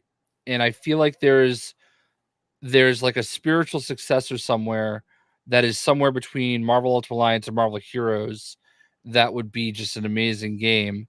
But also with Avengers, I feel like Avengers had that, it was there, and I just hope that they're not afraid to go away from it. And I don't want to like say too much about like some of the answers I got, especially from Danny, because like, please do fill us with all the false hope, please, Jay. No. It was more like, like Avengers 2 confirmed. No, definitely not that. That's the absolute opposite direction. Yeah, that's the opposite direction where I was going with it. Like the bigger thing that I got was that, like, especially with Gazillion, man, that owner fucked them hard. Very. They were they're the wrong studio. I feel like now that we've got this partnership with Disney and Unreal with I feel like listen, I know engines aren't like, these proprietary engines, like that was what doomed Marvel's Avengers. You know, if we had a Marvel's Avengers that was built in Unreal, as an example, there's plenty of other engines, but like, we'll just say Unreal for now. I feel like you are able to attract more talent to work on that game.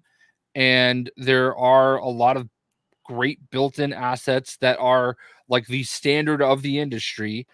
And that game probably survives, like we talk about the misfortune of COVID and how that affected the game and whatnot. But like, at the end of the day, that game was gonna have issues regardless, because of that foundation engine. Is that like we even heard it ourselves from the devs. Like, part of the problem was that they would try to hire new people, but they'd have to spend months onboarding them because no one knew the fucking foundation engine. Yeah. So you had to waste a bunch of time when the game is already behind schedule on pretty much everything, content, bug fixes.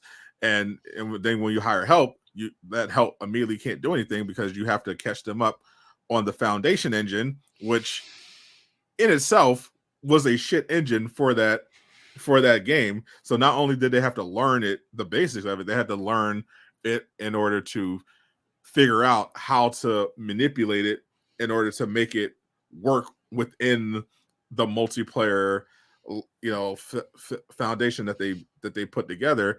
And it just made everything worse. And then on top of that, having to deal with the bureaucracy, and having to get approval for it made everything so slow and inefficient. And I definitely think one of Jay's best achievements is making the case at Summer Game Fest that they should not give up, that Marvel's Avengers and Marvel Heroes had tremendous potential, and that there's definitely from what I'm gathering, you're basically telling them there's definitely a market for that, and those games almost made it, and that you should definitely consider making another crack at it, particularly with this partnership with Epic. Yeah, one of the cool things that, like, sometimes I just like to like lurk a little bit and just be a fly on the wall. There were two people that went up to Haluk while they were talking and identified themselves as working on EA's Black Panther game. Oh, and yeah. Shout out to Cliffhanger. I talked to them like briefly after, just basically saying that I was, really looking forward to the game and everything. Was one of them a large black man with dreadlocks? He did not have dreads. Okay. But the other part. Okay. No, he was like large. He was tall, if that's what we're getting at. Yeah, but yeah, tall black man. I don't know if he had dreads and like cut them, but yes, one of the guys was a tall black man. Okay. And the other was a blonde lady that said she was one of the writers. Okay. But they talked for a little bit and they seemed really interested, and Danny did apologize to us for what happened and said that it was not supposed to happen. Really? Yeah, it was a huge misunderstanding, and I appreciated that, and I accepted on your behalf. Consider accepted. My name is Purple again too. Is yours? I didn't notice actually. I haven't. Yeah, because I had like posted to see if like talk about the pictures that I had taken, like which there weren't many, but yeah, I had just happened to notice that my name was Purple again. Looks like I'm banned again. What? No, I'm kidding. I'm not purple though. No. Weird.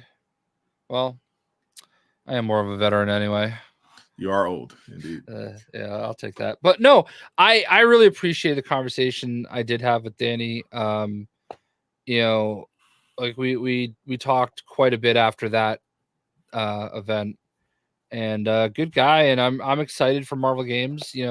I basically told him like, look, man, I've played all your games. Like I do my best to support them. I'm really looking forward to Marvel Rivals. I think we both are. We understood, and I'm really hoping that everything goes well from here on out. You know what I mean? We love to have them both on the podcast. that is true. I definitely feel like I feel better about possibly approaching him about that now for sure, because he definitely knew who I was, which though I never know how to handle those situations, because like should be used to it. I know, but like I am kind of like, aw shucks, like oblivious to the situation. But like I had a few situations where some dev type people walked up to me and knew who I was, and I was like shocked, like, wait, you know me? You know what I mean? I know I shouldn't be. I know I've been doing this a long time. Actually, one of the I know you saw my tweet this morning, like literally one of my greatest professional moments of my career. We'll share this real quick. Hanging out with Mindy Kaling. No, I did not. I almost got to do that. But 7 years ago today, E3 2017, I was there on their stream. There's Bill Roseman, Marvel Games. Yep. That is Arthur Parsons, who at the time was running TT Games, which does all the Lego games. He is now doing Funko Fusion. Blitzwinger, Katie Wilson, and me. And then, I mean, look at this. Like, I'm like all official and shit. They even had to like tape a mic to my face. That's right. Like that's the thing that you don't see usually. I mean, you can obviously see it on me, but like sometimes those mics, you just got to tape them to your face, and you got them tweeting about this, and it's crazy. Like, and look at that Spider-Man display. There's Greg Miller. But yeah, that was and then he'll be like, "Oh, I can't believe people recognize me." I know. And it's one of those things, man. Like I'm just unassuming, and it was a good feeling being out there. I feel like I talked to some good people and made some decent connections, and I got to do the Xbox event, which was like a dream come true. I wish I got to go to the Ubisoft Forward, because apparently people got to play Star Wars Outlaws. Mm-hmm. and maybe even Assassin's Creed. So I would wish I thought that was I didn't think that they were actually doing an event like that, but dude, Eastwood, I am broke, bro. I do not have like honestly, like I don't think I could have gone there if my wife didn't pay for most of it. So yeah. So I need them Lego games to come out. Gotta get that Lego money. That's exactly what it is, man. Those Lego games set me back, you know. Don't worry, he'll be back with Horizon. I hope so. We're rooting for you, Jay. We'll be there for you, right along the way. I mean, Boston may lose. That you have to watch Kyrie hold up a Larry O'Brien, but I think I have a good feeling about Lego Horizon for you. I think to make up for that, that's going to go your way. And definitely I'm looking forward to Shadows, especially. Like I literally looked at it, I was like, oh, that's Ghost of Tsushima. Okay, cool. I'm there.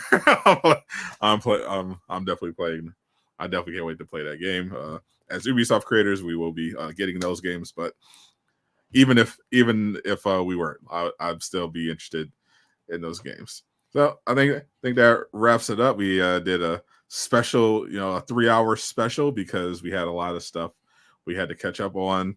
And I'm thankful for this, for Sadat making me miss the Celtics game.